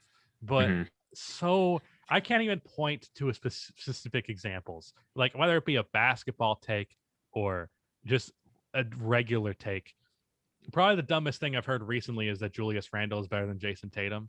Hey man, look, basketball is my safe place to throw out say stupid risky shit? opinions. Okay, I feel something and I is- just put it out there because this it's is only why- a goddamn game. This is what, yeah, that's true. And I'm afraid sometimes when I'm like replying to you like this is fucking stupid, I'm afraid you might take that personally and like No, understand absolutely that I'm not. just I talking know what about. I'm doing. Yeah. Yeah. Okay. So- I'm stepping. Let me pull back the curtain a little bit. I know exactly what I'm doing. Yeah, I figure you do, but I still have to be the logical one. Right. It's my attempt at getting reps in and making agitative propaganda. Look, my concern, because you're talking about like doing NBA videos eventually, I'm concerned you're gonna have some takes like this and you're just gonna be a laughing stock because you're gonna say That's so many fine. stupid things. That's fine. I will be a laughing Yeah, stock on But then NBA I'm YouTube. gonna be associated Happily. with you, so Right. I'm here to prop you up. I'm you're here gonna to make me good look really compared to me. smart because you say that Jason Tatum is a bad defender. All right. There's Look, no I'll- hell about it, motherfucker. He's a great defender. Oh my I just god. have to I guess he'll only see it once the Celtics play the fucking Grizzlies He again. won't see it. He won't pay attention to the details because you had that tweet where you're like, other people watching the game versus me watching the game. And I don't know what the photos were, but it was one person like staring at a TV, another person like looking at his phone. Yeah, I'm on Twitter. If I'm like really attentive to like a big national game, I'm on Twitter for 80% of it. I mean, I go on Twitter to tweet shit whenever I like think of something, but for the most part, like, I mean, it also depends. Like from game to game, there's a lot of games where I'll just like have it on in the background and I'm doing other shit. But if I know, especially I'm going to make a video on a team soon, I'll go out of my way to watch one of their games and like I'm going to pay attention to every little detail, see if I can get some extra shit to say. I'm making a video on the Utah Jazz this week, and I'm going to watch a Jazz game today and be like, dude, I'm making one for him tonight, and I'm supposed to tomorrow. I believe in the Utah Jazz. Don't care what anybody says. I'm they're not going to win my top 50 video that I've been putting off for a month and a half. Oh, God, it's gonna I'm be recording horrible. that tomorrow. It's going to be horrible. Can I do a reaction to it for my second channel? Yeah, I'd be honored. I would be. Shit, can I do one too? I told myself one thing on my second channel. I will never do reactions to other like NBA. Oh my God, wow. I'm so happy none of y'all noticed that. I just put up my knife and I was like pointing it out like oh my God. Yeah. I didn't even see the knife. I was looking at your hand when you were doing that. I didn't see it. Oh my God. When I move out, I'm buying a Glock, so I'm just gonna one day just accidentally brandish my gun and put it back. Sitting here, like, scratching your head. Who would you say is better than Jason Tatum, motherfucker? Julius Randle. What's crazy is that I said that shit a year ago. Yeah, and you were wrong then too. My gosh. But yeah, you're even more wrong then. Like even more water. wrong. I was a year early. What can I say? I predicted he would be a better year in early to 2019, being wrong. 2020. A year early to being slightly less wrong than you were last time. Look, their numbers are basically identical, except shut the fuck up, he gets Mojo. more What are you rebounds. saying? Shut the fuck up, He gets Mojo. What are you 4 saying? more Shut the fuck up, rebounds. That's Mojo. over What are you saying? 50% more Shut the fuck up, rebounds. Mojo. What were you My saying? God. I think I was talking about how shit. What the fuck was I saying? You had a knife. Rudy. Is that Yeah, I had a knife, and then I was talking. Oh yeah, one thing I told myself about my second channel that I would never do is react to like other NBA like YouTubers videos. I think if I started streaming one day or whatever, then I just do it for the fucks of it. But I'm not gonna lie. actually, I'm afraid of a big YouTuber just one day being like, you know what? Fuck Rusty Buckets. I'm gonna break down why his video. Someone could take it. Unless it was like someone like you or like Rudy, someone I heavily associate myself with, then I wouldn't do it just because like sense of humor stuff like that. When I released my top 50 of all time, Lowe added me on Twitter and he goes, at Rusty Buckets, your top 50 fucking sucks. I was like, oh no. I was like, I really hope he doesn't make a video on this. Yeah. Lowe's fun. I just edited a video for Lowe. I gotta go back over it a little bit more. Oh damn. All right. Nice.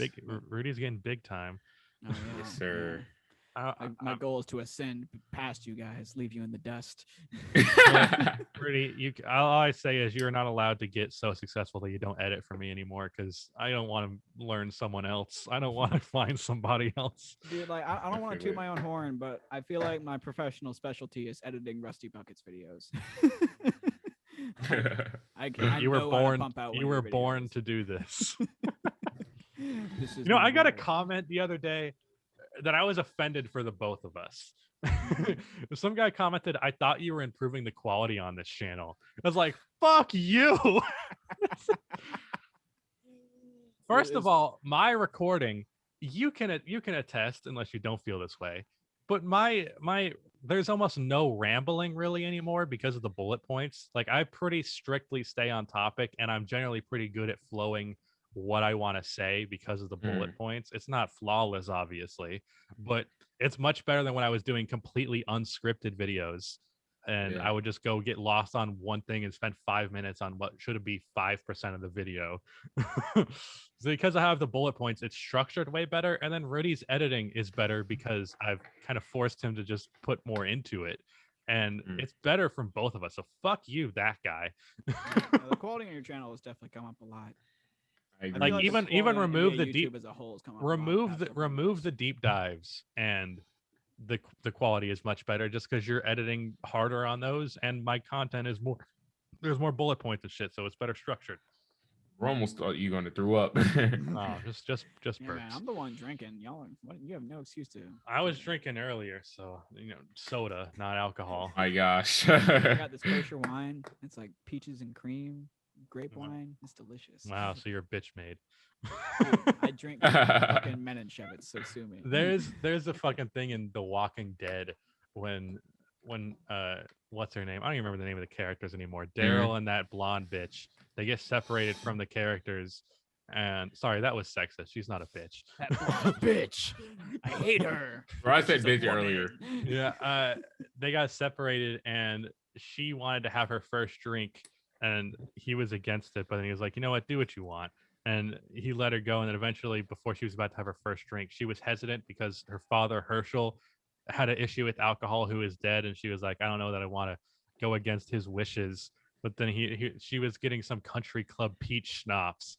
And he was like, if you're going to drink, your first drink isn't going to be no fucking peach schnapps. So then he went and found a fucking backwoods hut, and they had moonshine because Daryl's a redneck. Good fucking grief. I feel like peach schnapps probably would have been better. I think I vaguely remember this. I only watched the first 4 seasons of The Walking Dead. I think this is like season 5, but yeah. Mm. I'm going to make a whole video essay on The Walking Dead on the film channel. Like, I'm going to watch everything and make like a 4-hour fucking video essay. I don't care. Because I want to see it. I went from The Walking Dead is my favorite show ever, and I am so invested in this, to one day I was like, wait a minute, this isn't actually that good. I don't care anymore. Like, it's crazy how big that fucking 180 was. If you had talked to me in like 2015, you would think like the biggest thing about me was that I liked The Walking Dead. Like, that was my personality trait for a while. Yeah, and that doesn't exist anymore. Once fucking what's his goddamn name? Not Herschel. That's the old man. Carl. No, once guy with the baseball bat. Negan. Once he showed up, show went to shit, and it's not his fault. Everything else about the show except for Negan sucked. Yeah, I'm gonna make a whole, and I haven't watched it since Negan got his throat slit. Was that season 4? That was season 6. Okay. I think season 4 is right when they find Alexandria. They find the society, and then they start season 5, and it turns out they're cannibals. Actually, no. Season 4 is prison part 2. Season 5 is when they find out they're the cannibals, and then they go to Alexandria. Anyways, getting into Walking Dead lore here. Yeah, that's all I gotta say. Walking Dead, it was all right. Fucking what's his name? Andrew Lincoln, amazing actor, deserves more credit. He's the only thing that was really keeping that show together, because he's such a good actor. Like, even if you don't watch The Walking Dead, I would recommend you look up 2 scenes just for like, holy shit, that's good acting. Look up Rick rips out throat. Because there's a time where there's a guy his gang is about to rape Carl and his friend, what's her fucking name? Michonne. And the guy like has him held up, and he goes, what you gonna do? And it was just this moment of silence, and then he rips his throat out with his teeth, and it's the most brutal goddamn thing I've ever seen. It's one of my favorite scenes in any show ever. Probably my favorite scene in that show entirely. And then when Negan shows up at season 6, he has, in order to like just mentally destroy Rick, he tries to get Rick to cut off Carl's arm. And the fucking acting by Andrew Lincoln in that one is some of the best acting I've ever seen, because you can tell this is a father that is being forced in a position to mutilate his child, and he is so goddamn crushed by it. And they're like, even a fucking big ass snot bubble comes out of his nose because he's like crying to him. It's like, holy shit, that's such fucking good acting. On command snot bubbles, 10 out of 10. I don't think it was intentional. It just happened. But I watched that scene. I'm like, God, that's how you fucking act. Andrew Lincoln is awesome, but the show itself, Anyways, I clearly have a lot to say about it. I was thinking about making a video about girlfriends, because there was a run in the middle of season 6 where they just address like very universal themes in a very thorough and realistic way, and every episode was just so pointed and had something to say that I thought it was just like super beautiful. That's like one of my favorite shows, Brooklyn Nine-Nine. One of my favorite episodes is called Moo Moo. There's an episode where Terry gets pulled over not pulled over, like he was out in the neighborhood, and a cop, Terry is a cop because it's a cop show, a comedy cop show, and The most successful white cop. propaganda on earth. It's not propaganda, man. Anything pro cop is propaganda. No, it's not really pro cop. It's just this is the what we're using as a storytelling device. But one of the reasons why I don't think it's propaganda is one, because it's like incredibly unrealistic, not even really trying to be realistic in the slightest. And two, and like not unrealistic in the way that glorifies it, like almost unrealistic in a way that doesn't glorify it in the slightest. Or like they make Jake the biggest fucking goofball ever. But there's in the Moo episode, Terry gets a white cop tries to arrest him just because he's black, and he has a discussion with Captain Holt, because he goes to Captain Holt to do a formal complaint, and then Captain Holt's like, no, I'm not going to submit this. I think it would be bad for your career. And then Terry marches over to Captain Holt's house and gives him a full fucking monologue speech about how wrong that was, and just, racism bad. Obviously not, summarize much better than I can, but it's very powerful. Yeah, And it's like that sounds like a good episode. A show that's like very goofy and childish just has this incredibly serious conversation, and it does it well. Yeah. Bro, I have no idea what the fuck we're talking about right now. I'm insanely lost. I don't know how we got to this point, but it is what it is. Ultimately, we're trying to answer the question that I just realized I didn't even say the handle on that one. Was that not a key as well? The like, oh yeah, TV show versus music. The favorite. Never watch your favorite show or never listen to your favorite music artist. It's definitely. Oh shit! Yeah. Holy, we went off on a crazy tangent. That was like a 20-minute segment. Yeah, Rudy texted me one time. He was like, "I think the show is the best when we're just going from tangent to tangent. It's not even structured well at all." Yeah, because it's not like we're like talking about anything important almost ever, and then we have like some. We're just fucking talking. That's it. Yeah, we're here for the conversation, and so are people. So we're monetizing a conversation between friends, except not monetizing all that well because we make like $20 a month. Right. Yeah, I'm definitely never watching my favorite TV show again, because my TV show changes based on like what I'm currently watching. Yeah, same. I'm on the same page. Yeah, I don't have an issue rewatching the same show over and over. I've watched Parks and Rec at least a dozen times, and I've watched Brooklyn Nine-Nine at least 8 times. I'm currently watching it with my brother and sister. Shows, I'm willing to do that because it's such a short bout that you're asking of me. But movies, I almost never watch them more than once. I don't understand that at all. Because it's just, I feel like it's like a whole experience, and to try to like relive that same experience, I'm always gonna be fixated on. Well, the thing for me watching movies, I'm the same way. The thing for me watching movies, especially as I've gotten older, is appreciating the art of it. So when I'm watching a movie, I'm not even like always in the experience. I'm almost pulled out of it and like just appreciating the artistic element of it. Like I watch Baby Driver, and Mojo, by the way, fuck you for teasing me like you were gonna watch that. He texted me a photo of a TV that like has Baby Driver like ready to play.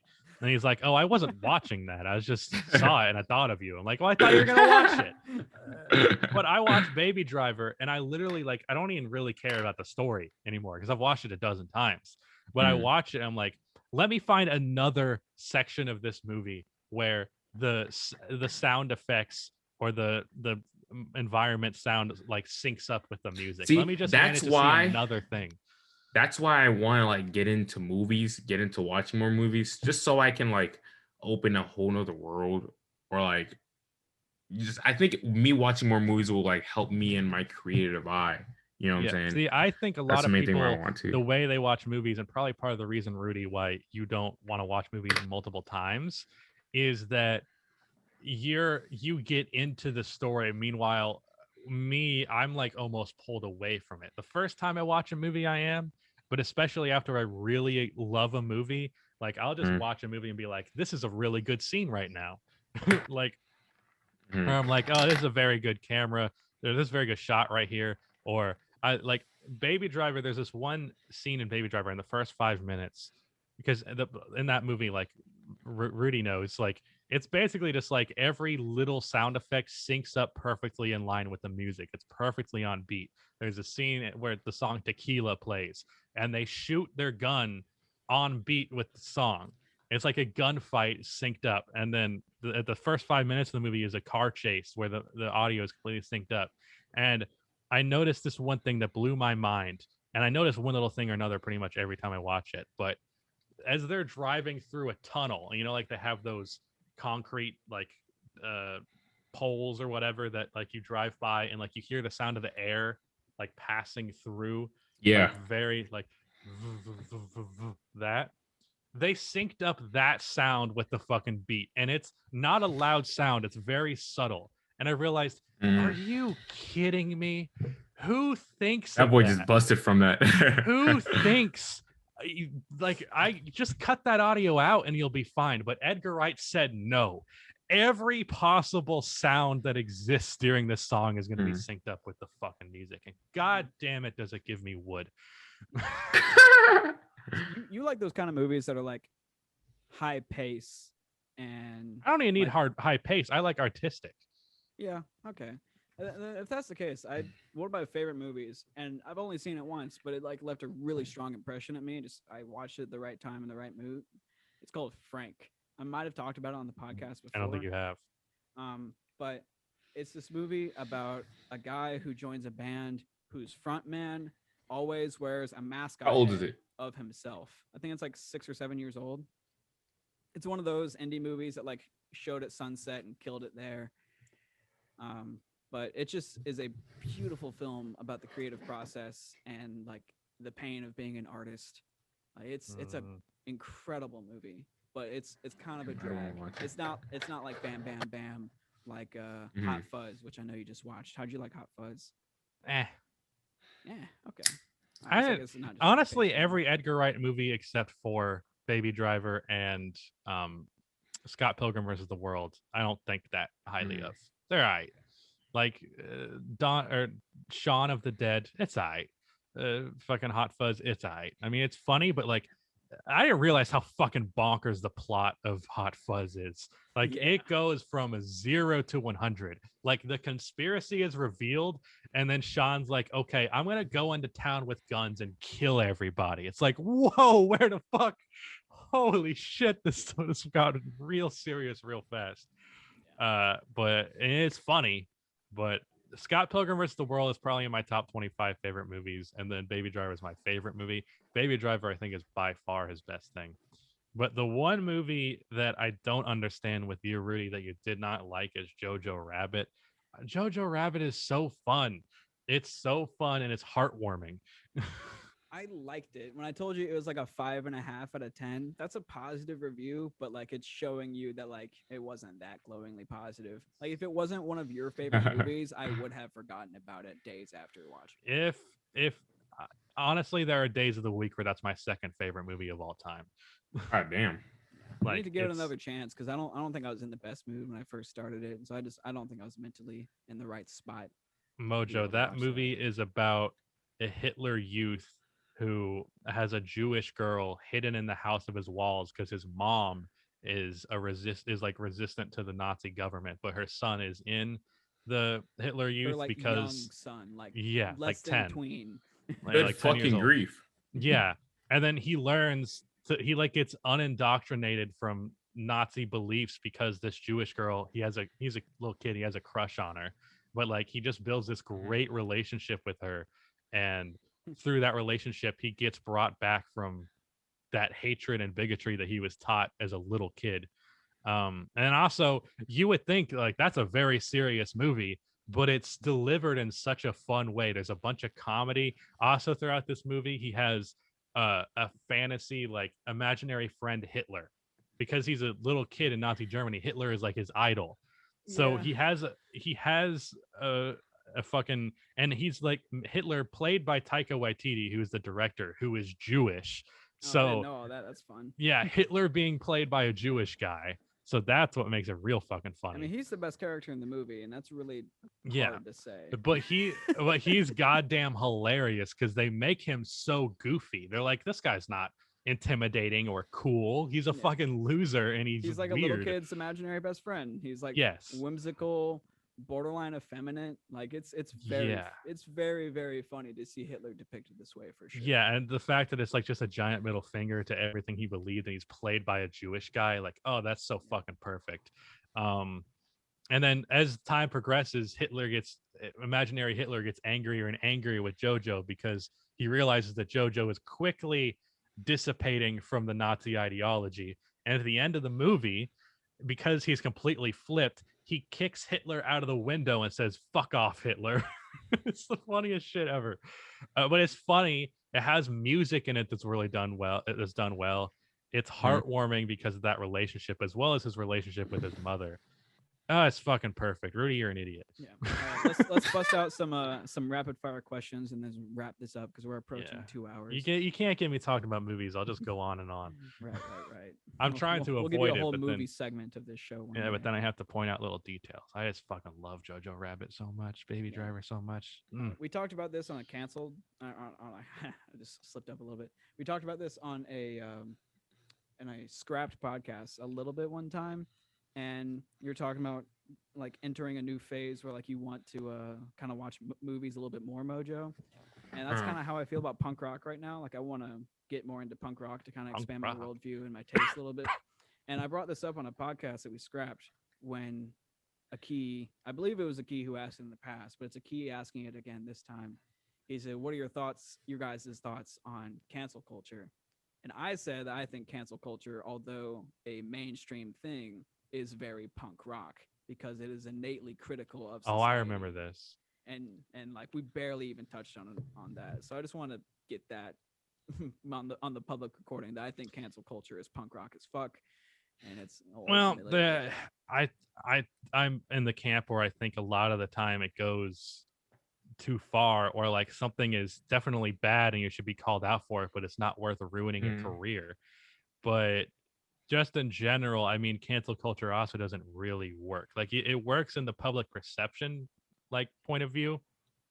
Like Kevin Spacey is never going to be a well-liked person for the rest of his life, but he's going to be just fine. He's a fucking millionaire and he's not going to prison. So that, in that sense, like that fucking country guy, country artist who just said the N-word, his streams went up after that. So he's going to be just fucking fine. He's going to continue to be a millionaire. He's going to continue to be successful. He's going to be known as a piece of shit in the public eye. And I mean, to a lot of people that matters, but I mean, financially, they're going to be just fine. That's the issue. Like you're not robbing this person of their life when they kind of deserve it oftentimes. And that's what I think a lot of people get the perception of cancel culture. It's like, oh yeah, we're going to ruin this person's life. I mean, unless you really care about what people think about you, that's not going to ruin your life. Yeah, you can't cancel someone who doesn't care about being canceled. Yeah, basically, that's essentially it. That's the perfect way to phrase that. Perfect way to phrase that. So yeah. I don't know. That's my thoughts on cancel culture. All right. Let's see. Cameron at Cam Talks Ball asked, "Rudy, will you go to prom with me? I am too old to go to prom, so no." I don't know. BoJack went. BoJack did a lot of fucked up shit. You need to watch that show, Mojo. Yeah, I need to watch a lot of shows. Yeah, that's a life-taking show. Yeah, but you need to watch that one more than any of them. Favorite music artist, says Ian Sanzari. We know mine. We've said this. It's Juice WRLD for Mojo, JPEG Mafia for me, Paramore for you. What a nice, diverse mix right there. Yeah, for sure. I want some ice cream in my mouth right now. Yeah, I'll get a couple more in, and then you'll be free to get your ice cream. Well, actually, no, we don't have to get a couple more in because a lot of these let's do one more. You can't end like that. Make sure it's a good question. You always go for these shit post questions like right at the end. It's like, give us one real question. Yeah. I just want to be able to end on that rapid fire high. One real question will end it. One real question will end it. At Rusty Buckets 321 ask, "Oh fuck podcast today, Lamau." Not a real question, first of all. Because I woke up at 4 today, I was like, oh shit, I have to upload. Oh shit, I have to do a locker room. And then I looked at the Twitter. I was like, oh shit, I have to do a podcast. Like I have a schedule that has me doing a lot of shit on Friday, and I just decided to sleep till 4. Okay, real question, Rudy. I'm begging you. Real question. It's not even a question. Cardiac Kakashi asked, and again, I think we said this on a scrapped podcast, and that's why it keeps coming up in these mentions. But can y'all explain your views on anime as a genre and art form, your Don't respect like of it. it or lack thereof, and what is your favorite fiction show or movie of all time? We've already talked about our favorite shit. Let's just address anime. I mean, I don't really fuck with anime, but I have some that I like that like almost I everyone don't. likes, like Dragon Ball Z and Death Note. I think it Mhm. kind of operates the same way that a lot of contemporary popular art does, and that it operates within the spectrum of tropes that are pre-established and then plays with that. And if you can read it that way, then it's coherent and fun and enjoyable. But if you don't know the tropes, then it just seems weird. It's very jarring to me, like the crazy expressions and shit. I just can't. I can't do anime. I just don't like it. And like when people respond to that, like, "Oh, you just gotta watch this." It's like, nope, sorry, I don't like it. Leave me alone. I just don't like anime. I mean, I don't like the framing of that being like, if you don't like it, you don't respect it. I respect almost every Yeah, art form to some extent or another, but I don't fucking like it. And if I remember right, Muhammad, you said that your brother is a self-proclaimed weeb, right? absolutely. Yeah, but you're not the Man's weeb got in the posters and family. everything. Nah. Gotcha. Yeah. Well, I mean, I think that about does it. I mean, someone asked us about the Kim K Kanye divorce, but like we're not a pop culture podcast. I don't do any of us have opinions about that. I'm gonna. I All don't that give a means now is fuck. that I can fuck Kim K in my long dream. Bro, you can just watch the Ray J footage. It's Yeah, did fine. you know she was? Oh my god, there is a joke, and I'm gonna end on this. There is a joke that D'Angelo Wallace made in his most recent Influencer 19 video, where he said the only thing unscripted that Kim Kardashian has ever done on video I can't show on YouTube. That's good Like, shit. holy shit, that's a fucking good burn. But yeah, that's the podcast. Thank you for listening. Don't listen to Jacob's gestures. Me. It's been a good one. Go ahead. If you're watching this on YouTube, don't forget to subscribe to the podcast on audio How long do I have platforms to to hold get up it these middle first. fingers?